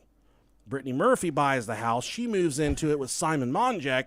And the entire relationship, the rest of her life after moving into this house, is marred with darkness and fucking drug abuse and body problems. Brittany's just like, it's a beautiful house. It's real nice. I'll leave all my shit in there for you. love this house. In the second floor bathroom where I fucked Justin. Oh, baby. There you go. Put those on Cyclops. I would have been fucking deeply inhaling them sheets. But you get on Craigslist sometimes. You're like, I need me a good fucking holistic Reiki healer. Yeah, yeah. And he comes to your house. He says, look, this is only going to be $20, but I'm either going to make you feel really fucking good, or I'm going to open up some shit where some monster. I got the Demogorgons and the Upside Down up in this motherfucker crawling up out of this hole. Right. I'm going to fuck some shit up, yo. I'm going to open up a hole you didn't even know you didn't want opened. Britney Spears probably said, $20. Go for it. I'll try it. And there she did it. And she fucked it up for herself. Paid the price. So much so that she said, no, fuck this house. Fuck this house. And she sold it. Got rid of it. So Brittany Murphy, it's all yours. Man, she did her dirty. She did do her dirty. She sold her a house full of dirty, tainted spirits and Dark- monster, dark entities. demon dogs and shit. Yeah, an open door to the fucking demon world. And then all the people that, the media said, oh, it was just full of mold. It wasn't full of fucking mold. What kind of, well, it could have been, and I'll get there in a second. But in late 2009, Brittany Murphy flew to Puerto Rico with Simon Monjack and her mother, of course, by her side, as always. She was going there to work on a film called The Caller. Once there, things quickly took a dark turn. One day of filming, producers wanted to ban Simon from the set because he was being just a doorknob. Yeah, fuck this dude. Ultimate boner piece of shit. Yeah. Everyone involved has contested what happened next. Okay. One thing is for sure, Brittany Murphy never made it past the first day of filming. She either quit. Sorry, I almost puked to myself right there. I heard that. She either quit or producers fired her from the set. While an official announcement called it a mutual decision, that's not what actually occurred. A lot of people say Simon and the mom, Brittany's mom, Sharon, they just wouldn't stay out of the fucking way. Simon was doped up out of his mind and was just constantly getting in the way. Brittany was almost non-functional because she was just so kind of erratic with her behavior. There was just a lot going on, dude. A lot of weird stuff. It's a very busy time. So while they hang around Puerto Rico for a couple more days, and then they fly back to L.A. But when they get on the plane to fly back to L.A., Mom, Sharon, and the husband, Simon, come down with some kind of nasty funk shit, cold, pneumonia, flu, something. But they were both fucked up sick. Huh. Okay. And while they are on the plane going back to L.A., Brittany actually had to perform CPR on her then husband, Simon, because the motherfucker just died on the plane. Damn, should just let him He go. just hit the eject button on that one, dude. Later, bro. Should have PlayStation 2 his ass and just shot him out of there, man. So that was a pretty traumatic plane ride for Brittany. So between the firing, her getting fired from the set of The Caller, and then the rumors circling around the plane ride, tabloids were having an absolute heyday with Simon Monjack and Brittany Murphy just tearing the two apart in the tabloids. All kinds of fucking shit was being made up, but who knows what really happened. Once they arrived back home, Brittany actually fell ill with whatever her mother and her husband had. So it was described as being like flu-like symptoms. Could have been COVID-19 back there in 2009. Who knows? We'd have called that COVID 2000. We'd call that COVID 09, not COVID-19. Anytime you're fucking monkeys in a lab, you're going to get some shit that you can't give back. Yeah. I can say one thing for certain. Every time I have had sex with a ring-tailed lemur, Yes. I've left the situation feeling good about myself. Okay. Other monkeys, not so much. Yeah. But I will say sex with a ring-tailed lemur. If you've ever had sex with a ring-tailed lemur, send us an email, broiopodcast@gmail.com. Do you remember Coney 2012? The ring-tailed lemur? not the lemur. What the fuck are you asking me right now? You said COVID something or other, and then that made me think of that fucking, I don't know what it even was about. I think it was 2012. Was it Coney? Coney? Yeah. Coney. Those are the chili dogs I eat at Skyline, dog. Kony. Okay, no, I don't remember that. Yeah, it was Sounds gnarly though, buddy. yeah, it was fucking huge back in that time. I'm sorry. Just ignore me. Coney? I love Coney dogs. I do love Coney Chili dogs. Some of our listeners from over the pond are like, "What the fuck is a Coney dog?" Oh man. Coney- Chili and cheese on a hot dog. Coney dogs, you take a hot dog or a sausage or Frankfurt, whatever you want to beef franc, Whatever you fucks call it. whatever you guys stick in your asses over there, and you put some chili sauce on it, some cheese, and if you're really feeling bold and delicious, you put some mustard and onions on that bitch. Mm. And your kids will accuse you of having dog shit, bro. It's because they really don't know any better. Yeah. They just want to be friends too. Yeah, they're so fucking good though. I love me a good old Coney. Like Skyline? Love Skyline. Me too, dude. I don't fuck with Gold Star, but I fuck No. with Skyline. Gold Star, their number one ingredient is salt and shame. There's just so much Regret. saltier there. Yeah, I love Skyline. I could eat it every single day. My shits would be diabolical, but it'd be I'd fucking have a full stomach. Diabolical. Yeah, man. Yeah, Brittany, she got back home to L.A. Once she got back home, she fell ill with the same illness that Simon and her mom had, and she was taking a daily cocktail of prescriptions for many different ailments. The Daily Cock. The daily cock for sure. And like I said, this whatever she had fell ill with, it was kind of described as having flu-like symptoms. And on the fateful night of December 19th, 2009, she struggled to breathe, yet she refused to call a doctor, thinking of the negative attention she'd receive after Simon Monjack's episode on the plane from Puerto Rico. So she was so protective of this man. More worried about him. After everything that he had done, he was enabling her. Her drug abuse is exactly what he was doing. I can fucking. Oh, make for it if I sure, wanted to, definitely. dude. Yeah. I have no idea what happened, but I know exactly what Yeah. happened. That's the thing about us. People claim the fuck we don't know what we're talking about. We usually don't. We always know what we're talking about. We could see manipulation from Mark a it mile down. away. Mark it down. Yeah.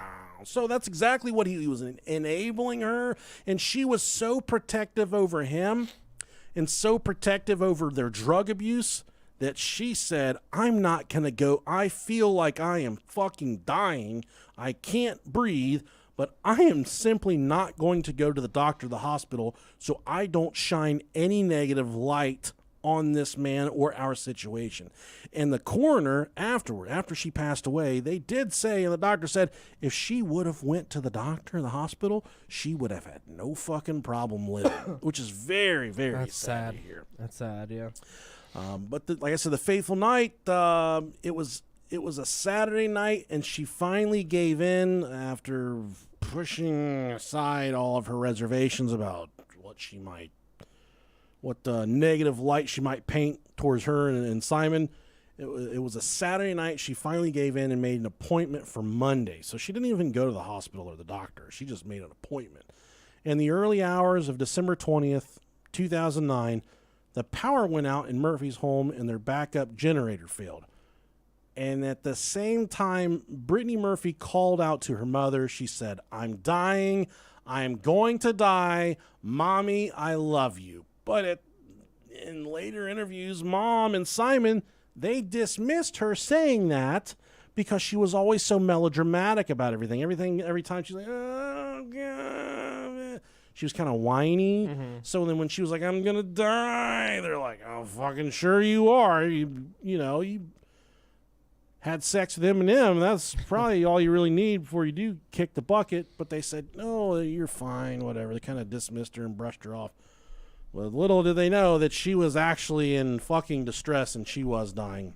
And a few hours later, Brittany Murphy collapsed in their bathroom and her mom called 911 and had to take instruction. Her and Simon administered life-saving efforts to Brittany while the 911 dispatcher instructed them on how to do so.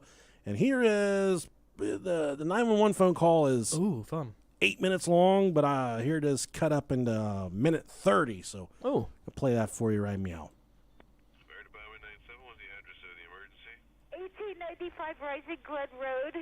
What's the phone number you're calling from? Street. Tell me exactly what happened. Oh, somebody's passed out. Somebody what? My daughter's passed out. We're doing mouth to mouth. Please get here quick, Okay, please. okay. All right, we're going to. How old is your daughter? She's 30. Please She's hurry. 30. Her mouth. Can you feel or hear any breathing? Can you feel her hear any breathing? Can you feel or hear any breathing? Yes or no, ma'am? Hello? Hello? Hello? Just a minute, please. It just takes a second. Can you feel or hear any breathing? Can you hear anything, Simon? Yes or no? Yes or no?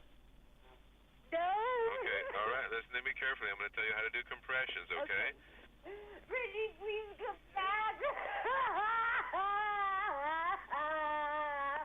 Ma'am? Ma'am?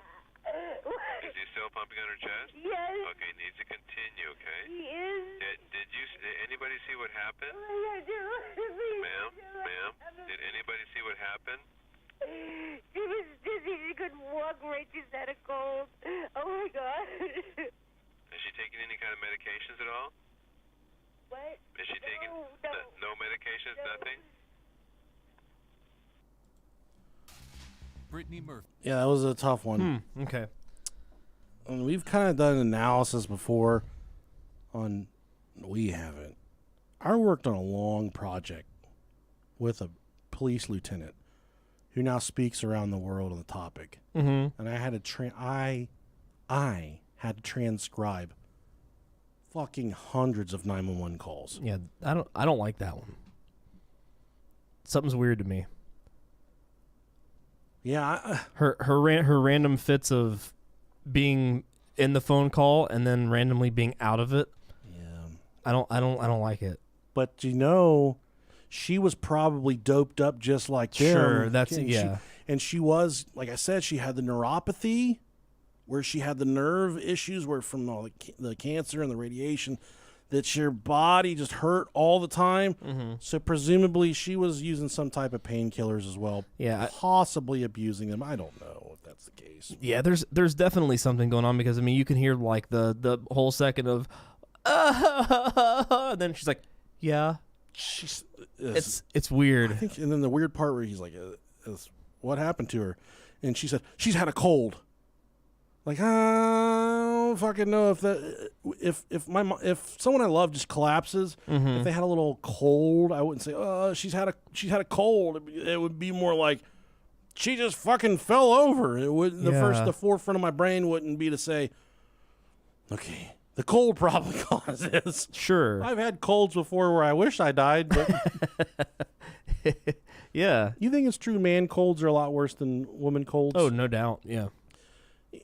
Women complain a lot about childbirth and shit. About menstrual cycles. Periods. They do not know what we feel when we have a cold. Yeah, it's it's debilitating. It's torturous. Yeah. It fucking takes away everything that you enjoy about life. Yeah, it's awful. I wouldn't wish it upon my worst enemy. And I would like to recant my statement right there. Women have the most magical bodies.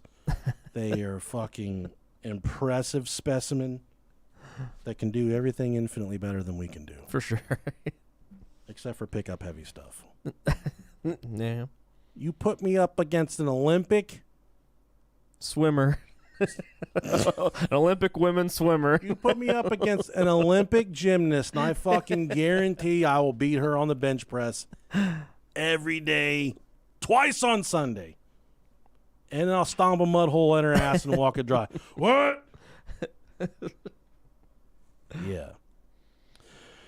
So, mom calls 911. They're doing CPR. She was rushed by paramedics to Cedars-Sinai Medical Center. Murphy went into cardiac arrest at the hospital, and unfortunately, she died at 10:04 that morning, only 2 hours after the initial 911 call was placed.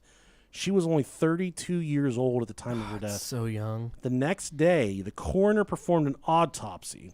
2 months later, they revealed the results, citing pneumonia as the primary cause, with anemia and the combination of medications she'd been on as secondary causes. When police arrived at the home to investigate Murphy's death, they discovered 90 empty prescription pill bottles in the home. Damn. The bottles were prescribed to Murphy. They were prescribed to Brittany Murphy, Simon Monjack, as well as to fake patients. After her death, a Hollywood pharmacist accused them both of doctor shopping. For sure they were, no doubt.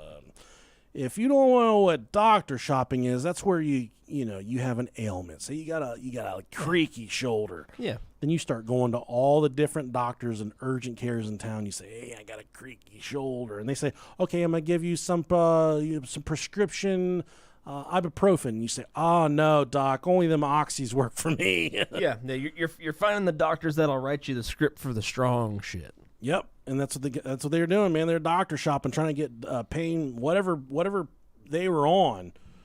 They were going and making up aliases, and whoever was prescribing these drugs. And I think I read they weren't really going to doctors; they were just going straight to pharmacists. I don't know how that works. Can a pharmacist write a prescription? I know they can give you the drugs. Yeah, pharmacists can for sure fill them. I would say they probably can. I don't know. We're getting screamed at again right now. Can pharmacists write prescriptions? Google is so good. In recent years, the pharmacist's role has evolved to include the ability to prescribe medications, adjust and monitor drug therapy. This is from GoodRx. This is from 2020. Okay. I feel like, I don't know. I'm just so stupid when it comes to this stuff. Yeah, I don't know. I don't have any medications that I'm on, so. Brittany Murphy's husband, Simon Monjack, had been having frequent seizures. At the end of her life, she was dealing with a lot. Her mom's neuropathy, and then Simon was having these constant seizures. And on the the fateful plane ride back from Puerto Rico, there's actually some belief that he had a minor heart attack and not just a pass. He didn't just pass out, but they said that he had a seizure and possibly a minor heart attack. And when he would seize, Brittany would have to hold him down because they didn't really know what was going on, and she would try and prevent him from hurting himself or swallowing his own tongue. Also, on top of that, mom dealing with all the neuropathy issues from the cancer treatments. So at the end of her life, with all of the things, the demons she's dealing with a drug addiction, presumably. She's dealing with the body image issues. On top of that, she's fucking sick and ran down and burned out. Mm-hmm. She's also got to be the primary caretaker for her mom, who requires constant, attention, constant being taken care of. And then she has to be the primary caretaker for this fat fucking pig, Simon Monjack. Who's just like, I'm fucking gonna have a goddamn heart attack if it fucking fart. And she has to take care of him and her mom on top of, and that's the worst. Her problems, man, yeah. Her problems. And that's what, like, whenever, we went through this when my wife's grandpa passed away, she was fucking tore down. Mm-hmm. My wife she was rightfully in a bad spot. Yeah. But I was sad and I was grieving too. And then when smaller scale, when Ace died, it just sucks whenever you're sad, but you don't even have time to grieve or sad because you have to take care of the people that you love that are sad too. So she was neglecting herself to take care of all the people in her life that had problems. And you know what? This should go as a disclaimer and a warning to the people, our wonderful listeners of this show. You gotta take care of yourself before you take care of everybody else. Oh yeah. In the event that you can't function anymore, you can't help the people that you love. So really focus on your mental health and focus on taking care of yourself. Because while you may not think it and you may not feel it, you should be numero uno. And then self-care is very, very, very important. It is. Yeah. I masturbate 12 to 15 times a day. Yeah, if you're a dude, you should definitely be rubbing your prostate. Make sure it's not swollen. And actually, if you go to the Brohio podcast, Butt Chuggers Anonymous, it's our closed group. The password is Bill Wilkins. Yeah. We have a prostate rubbing club in the closed group where a group of guys once a day get together and we all massage one another's prostates. Yeah. We meet out back in this. There's this alley in Dayton. There's a dumpster. Yeah, it's very, very well hidden. Lots of trees. And you guys can message. You guys can message Nick Ferrigno. He heads that and he runs it. Yeah, he'll tell you exactly where you need to meet up. Yep, and he coordinates all the visits and shit. We do have a couple females that come, but they're just doctors. Yeah, they don't fucking help out or do anything. They just act like they have prostates. They just want to be there. I think they're actually just men dressed as women. Oh, okay. Now, come to think about it, that works to you. Which is fucking cool. I love furries. Going back on this, you ever try to swallow your own tongue? Yeah. You say cum or tongue? Tongue. Oh no, I've never tried to do that before. It's pretty hard. I got it for a second, dude. You hear it? Yeah, it was like halfway down. Yeah, I was gone.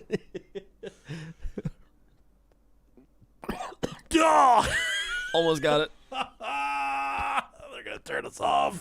I was like, yeah. 1 star. I was good till the fat one started trying to swallow his fucking tongue. I could smell the salt and gravy through the microphone. I can smell the coney sauce. Oh, they're disgusting pigs. Have you ever tried to swallow your spouse? If you ever try to swallow your spouse's tongue, send us an email, brohiopodcast@gmail.com. Oh, man. Bev got a real long tongue or she got a little baby tongue? Little baby tongue. Let's call her and ask her. Okay. She'd be fucking mortified, wouldn't she? Oh, man. She'd hang up on us like my mom. Yeah, for sure. For sure. She definitely would. That's like the worst whenever, like, back in the day when you're making out with people and they use way too much tongue.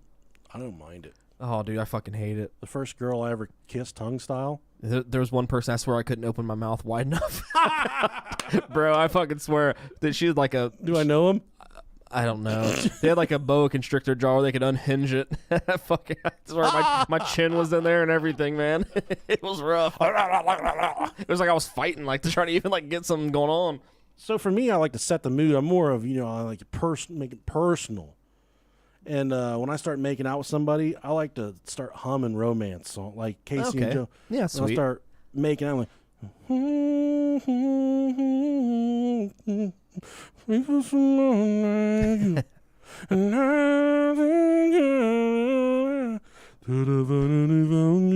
no one's ever stopped me from doing it It works, man. because they think it's just a like a little boom box in the background. So Yeah, it's very mood setting, so it works. if you guys would pick up the little nuggets we've dropped over the years, God, we could make you the perfect fucking lover. the perfect lover.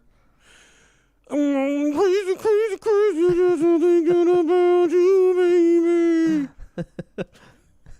Crazy, crazy, and I can't hold you. There's some parts I can't really get to it. It's hard They were superior music makers for sure. Yeah.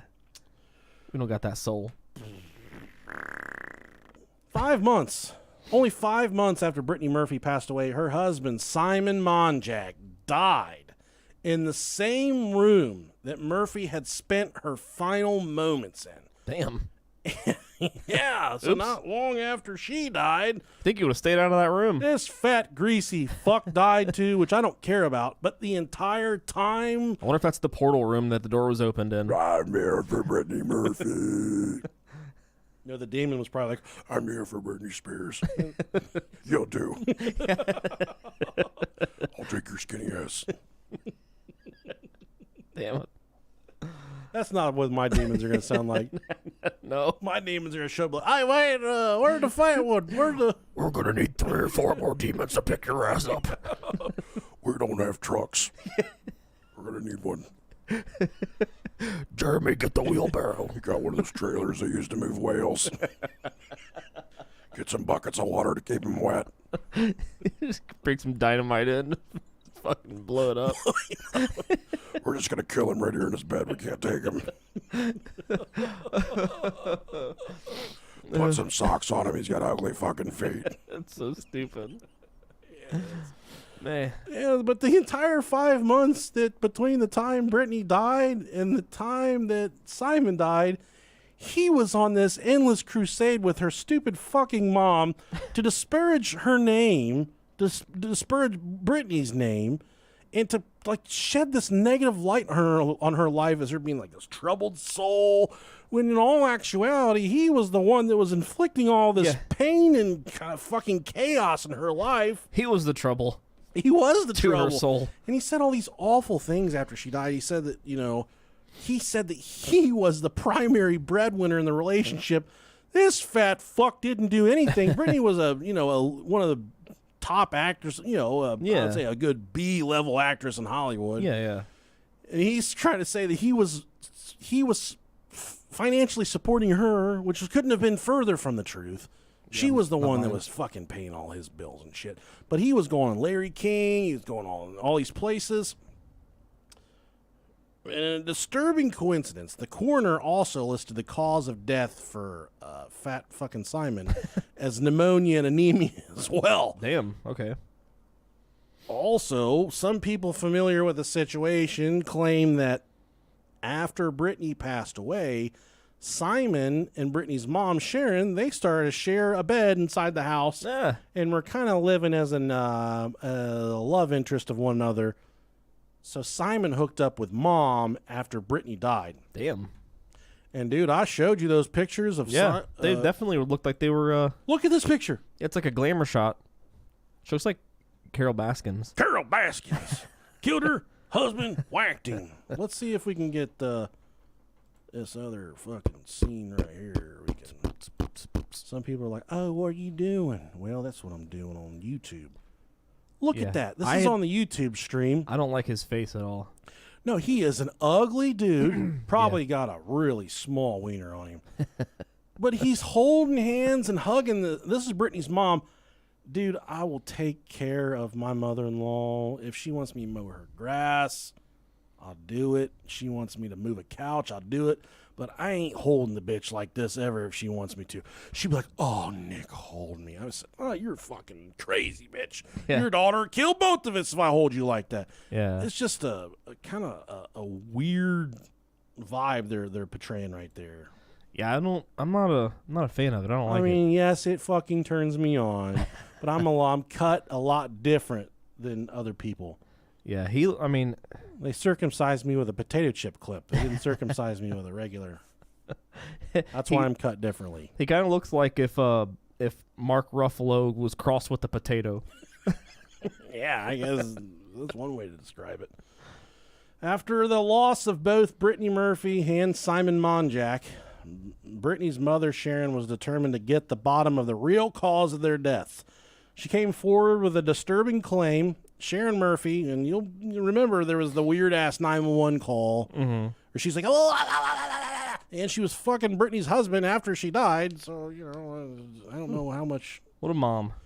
Sharon Murphy has said that both her daughter and son-in-law passed due to presence of toxic mold inside their house. The one that Britney Spears and Brittany Murphy hated so much. But the person with the complete compromised immune system did not die of that mold. Yeah. I'm gonna tell you, How does that happen? I've got cancer, but the mold didn't take me. Right. It took the two 30-year-olds. I'm so fortunate. I get to die from cancer, not mold. I mean, I don't know. It doesn't make sense to me. But You're right. It should have fucking if toxic mold was turning everybody crazy. Yeah, if it was toxic mold, she should have been the first to go. If that's what the case was. I mean, I don't know how that shit works, but Also, after the loss of Brittany Murphy, guess who comes back into the picture? Who hasn't been around since Brittany was 2 years old? None other than her father, Angelo Bertolotti. Okay. The mafia man. He came out of the woodwork and made some shocking allegations of his own. He acquired, and who fucking knows how he got it, he got some of his daughter's hair and had a toxicology test performed. He had a test performed on the strands of hair. The results convinced him that someone had poisoned his daughter and son-in-law, and his suspicions fell on one person in particular. That was his ex-wife and Brittany's mother, Sharon Murphy. That makes sense. I guess whatever they were testing in her hair kind of coincided with rat poisoning. Oh. I don't eat that shit. Yeah, I don't either. My mom always they'd say, oh. Try to stay away from it. They say, oh, Nick's a big boy. And then she say, yeah, he'll eat. And my mom used to say this shit about me. She'd say, he'll eat anything that ain't nailed down. And I still tell people, they'll be like, oh, you want ranch with your fucking buffalo wings? And I'll say, yeah, I'll eat anything that ain't nailed down, bitch. So then my mom always used to say that about me. They'd say, oh, he's a big old boy. She'd say, yeah, he'll eat anything that ain't nailed down. But I don't do rat poisoning, dog. I don't eat that shit, Rob, dog. You feel me? Yeah, I totally get it. It's never sounded appetizing to me either. So do you listen to this crazy shit right here, too? Let's go, bro. In 2004, former Department of Homeland Security officer, and you're probably on the other line of this podcast saying, wait a second, I thought they got killed by the demon portal or the fucking black mold. No. There's some government involvement here as well. Hell yeah, as always. In 2004, former Department of Homeland Security officer Julia Davis reported She reported an influx of people with suspicious backgrounds entering the United States on July 4th to her supervisors. Okay. Upon finding that most of them were on leave for the holiday, she escalated her report to the FBI. Okay. I always remember when I used to work in the dispatch center, there was this fucking Rolodex. They'd be like, if there's a problem, you call the sergeant on duty. If you can't get a hold of him, you call the patrol lieutenant. If you can't get a hold of him, you call the captain. If it gets really bad, you can call the chief. I'm like, okay. And at the bottom of the Rolodex, this flowchart, it said fucking White House. Holy shit. I said, when do I call them? And they're like, you don't ever call them. And I remember one day there was like a really bad accident on the highway. The 911 like just lighting up 100, and I was a single person dispatch center. Ugh. Phones burning off the hook, and I'm 911, what's your emergency? And I'm telling them, we got people on the way. Is there any injuries? We got people on the way. And then one of the officers in the building, he's like, hey man, you need anything? I was like, do I need to call the White House for this one? And he thought I was being serious. He's like, you don't fucking call the White House. They told you that. They told you that during your training. This dude did not. This guy took a joke about as well as he took a dick. Not very good. And he said, don't call the fucking White House, you dumb fuck. I wasn't really going to call the White House. Right. But then towards the end, when I knew I was getting laid off, I was thinking, like, I dare one motherfucker in this place to say a single thing to me about not calling the White House. Because if I even get the slightest inclination that some shit on a global scale is going down, I'm calling the White House. Yeah, you're fucking hitting it up. Put me through. I don't even know. I think it was Brock. Yeah, He was president at the time. probably Obama. Put me through.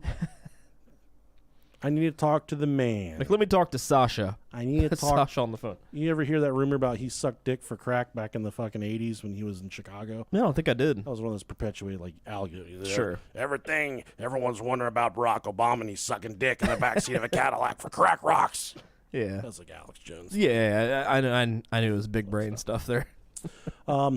So this Julia Davis girl, she reports to her supervisors that there's what believed like Middle Eastern characters, you know, Taliban, Al Qaeda coming through there.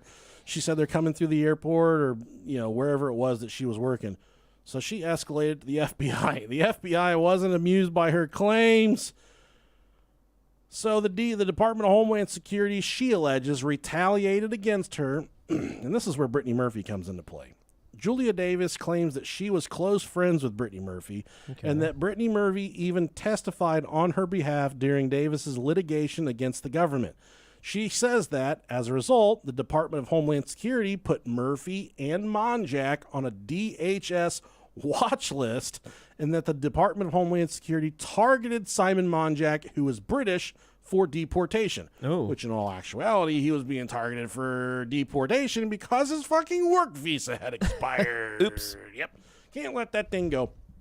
There was a documentary that came out where Simon Monjack alleged that his phones were bugged, that his rooms in the house were bugged, that someone or some force was monitoring every move that they made and was watching them, and that there was a plan in place to wipe them off the map. That there was someone in the background that wanted to kill Brittany Murphy and Simon Monjack.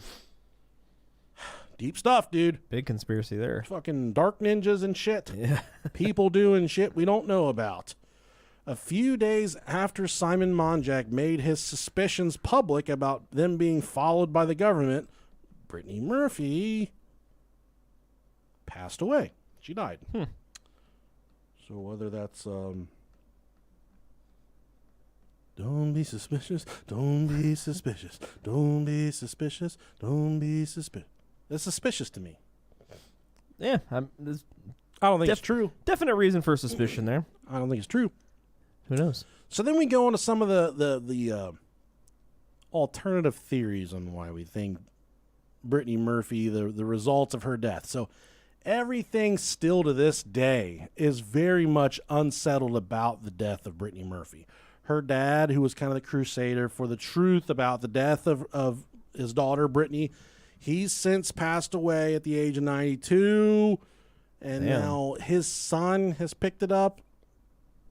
And his son is kind of picked up where his dad left off. Okay. He's leading that. But the haunted house theory. I fucking love this one. Hell yeah. I think that there were some tortured souls in that house. Do we know who lives in this house nowadays? Semen demons. I don't know. Probably fucking Flavor Flav's ass. He definitely got a... Isn't he dead? He's definitely got a tumor. I don't know. Is he still alive? I would have to say so. Flavor Flav. Yeah, boy. Still alive. Damn. God damn, dude. He looks weathered for 63. Yeah. You know, they say black don't crack. He looks like the Slim Jim man. Black people age like fine wine, dude. They don't like show their age. Looking like a California raisin. If I was at the fair or the festival and I was the person that had to guess people's ages, Yeah. dude, black people age beautifully. Ooh, Asians do too. They do. Well, you know, white people just fucking disgusting. Oh yeah. The older we get rickety and wrinkly and shit, like an Yeah. old ball sack. Yeah, when you're Asian, like it's like you look 23 until you're about 84, and then on your 85th birthday, you look like 140. exactly. Yeah, you look like a relic. Like, I don't get how that works, man. But Flavor Flav is the exception to the rule. This dude looks like he's about 140, and he's only 63 years old. Yeah, he looks like a piece of like black licorice. He looks much older than my dad. Gotta love him, man. He's such a fun person. Yeah, he is. He's a fun. character, man. Yeah, he's a cool ass vibe. He's been wearing that fucking clock around his neck for like 40 years. What if we can get him on the podcast? We could. What if we get Brickzilla to hit him up? Be like, I got these dudes. These dudes. After Brittany and Simon's death, Brittany's father, Angelo Bertolotti, ordered a toxicology test. Well, I'm skipping past.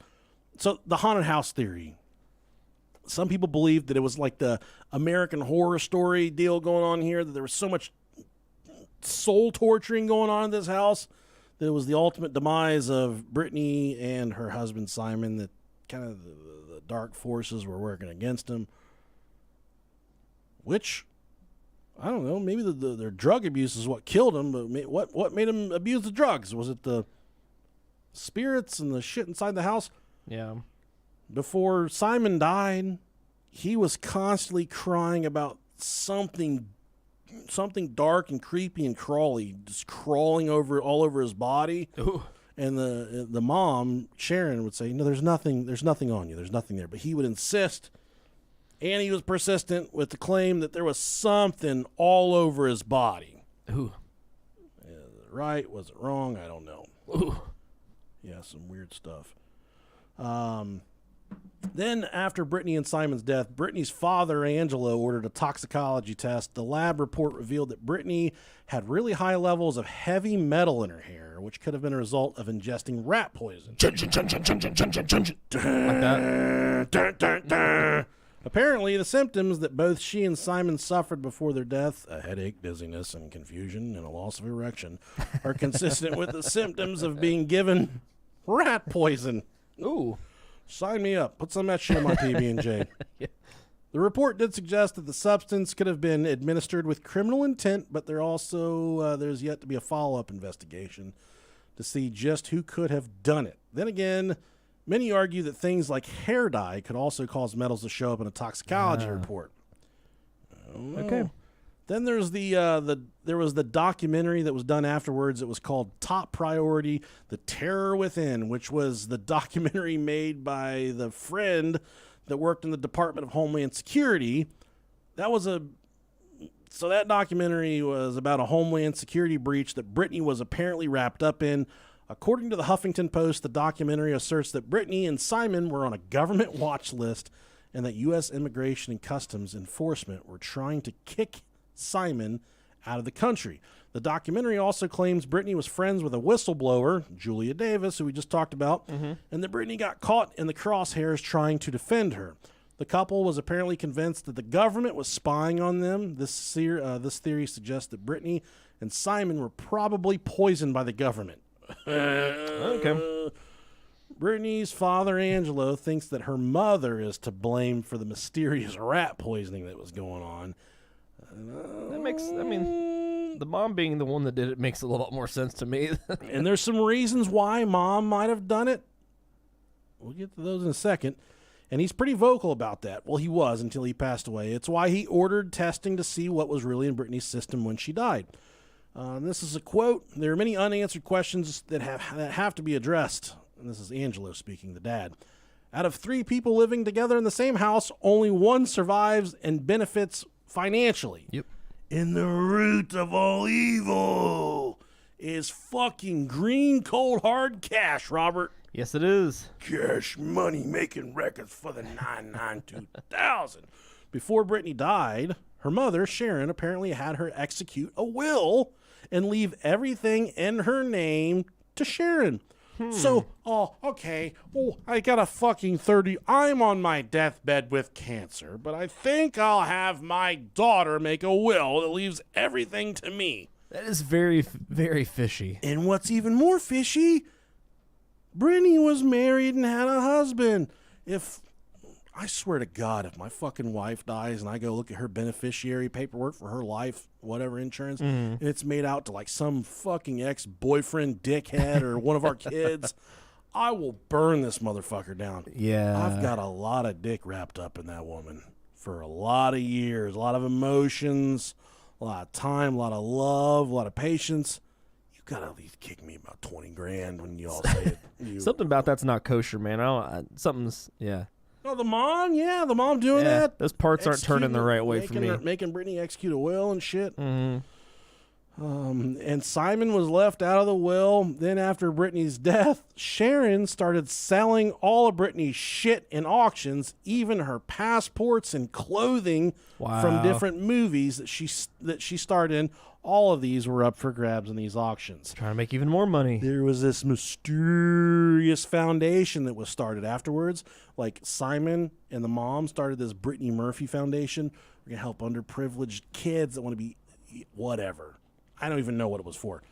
All these people donated all this money to this foundation, and then come time for like push to shove, the paperwork and stuff. Brittany Murphy's mom and husband were like, "Oh, we lost the paperwork. It's not really gonna be.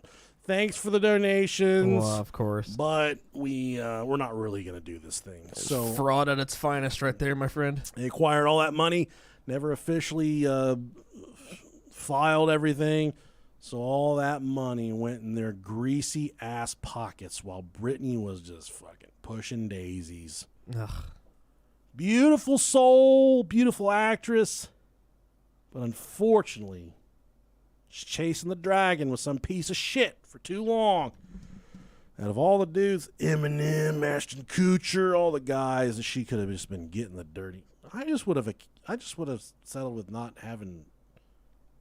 It seems like she really desired human companionship. Yeah. And you know I what, picked that Rob? up too. I'm like that. Every moment, I cannot think of a 1 month period in my life where I just like didn't have a girlfriend. Yeah, I was the same way. I never really liked it. I hated being by myself. Me too. I always wanted a girlfriend, man. Yeah, it's like, fuck, I don't like myself. I gotta get gotta have something to like if I'm, Yeah, and then I got a boyfriend once. No. And then you weren't cool with it, like you didn't know about it. And I told you, I'm like, "Hey, man, you and I we're going steady." And you're like, "I'm a vampire now, Nick. I'm a cutter." Robert was a cutter in school. Devil worshiper. He wore the Junko jeans. Yeah. Listened to Aya and Insane Clown Posse and shit. Yep. Whoop whoop. Embarrassing. Oh, man. Wasn't my finest hour. Embarrassing to be in this clean ass studio with you. But you love me through it all. We gotta get a bigger trailer to move him. He's too fucking fat. Oh shit. I hate being a fucking demon. That's how you work up to like the easier people to move when you're a demon. You gotta start with like really fucking disgusting people like us. Man, I wonder if there is like a pecking order, like for like fucking like bringing in dead people into the afterlife. It's like the newly dead are the ones that have to get the big fat people. They fucking report to the demon, the demon king afterwards. They're like, I tried to move him and there were bed sores. There was a sandwich under his butt. The senior demon gets like all like the hot people that died too young, and his grandma came in. "Oh, I'm not going to fucking critter gravy. You have come to Grandma's house. Every time you come to Grandma's house, I get a little fucking heavier in my britches. I know what you're thinking, Rob Dog. what? Grandma doesn't wear panties. That's because they're flesh colored. I like to hide the fart stains." What's going on over there? I don't know. You fucking broke it. Maybe I did. I don't know. Is it me? I don't know. I think Is it me, Jesus? no, it's definitely me. It's good now though. This place fucking sucks. Maybe we opened a portal. Every time we get something nice around here, Yeah, something fucks. something breaks. Yeah. So, they weren't going to, the powers that be weren't going to let us make a 2-hour episode without something bad happening. Hey, I mean that's the way the. Oh shit! Look at you. Threw my trash away. It's a new beginning here. Here we go. Make I it thought- two. I thought you were about to launch it across No. the room. Like, fuck. Look at the walls wet. All right. Well, I have here's that problem. Here's the new beginnings here in the Brohio podcast studio. Clean. Clean studio. My nose didn't get stuffy, so Maybe it was the cat hair. Maybe it was. You did a lot of cleaning over the weekend. It shows. It's time to die now. R.I.P. Send us an email and let us know what your demons say when they come in and try and pick your big ass up.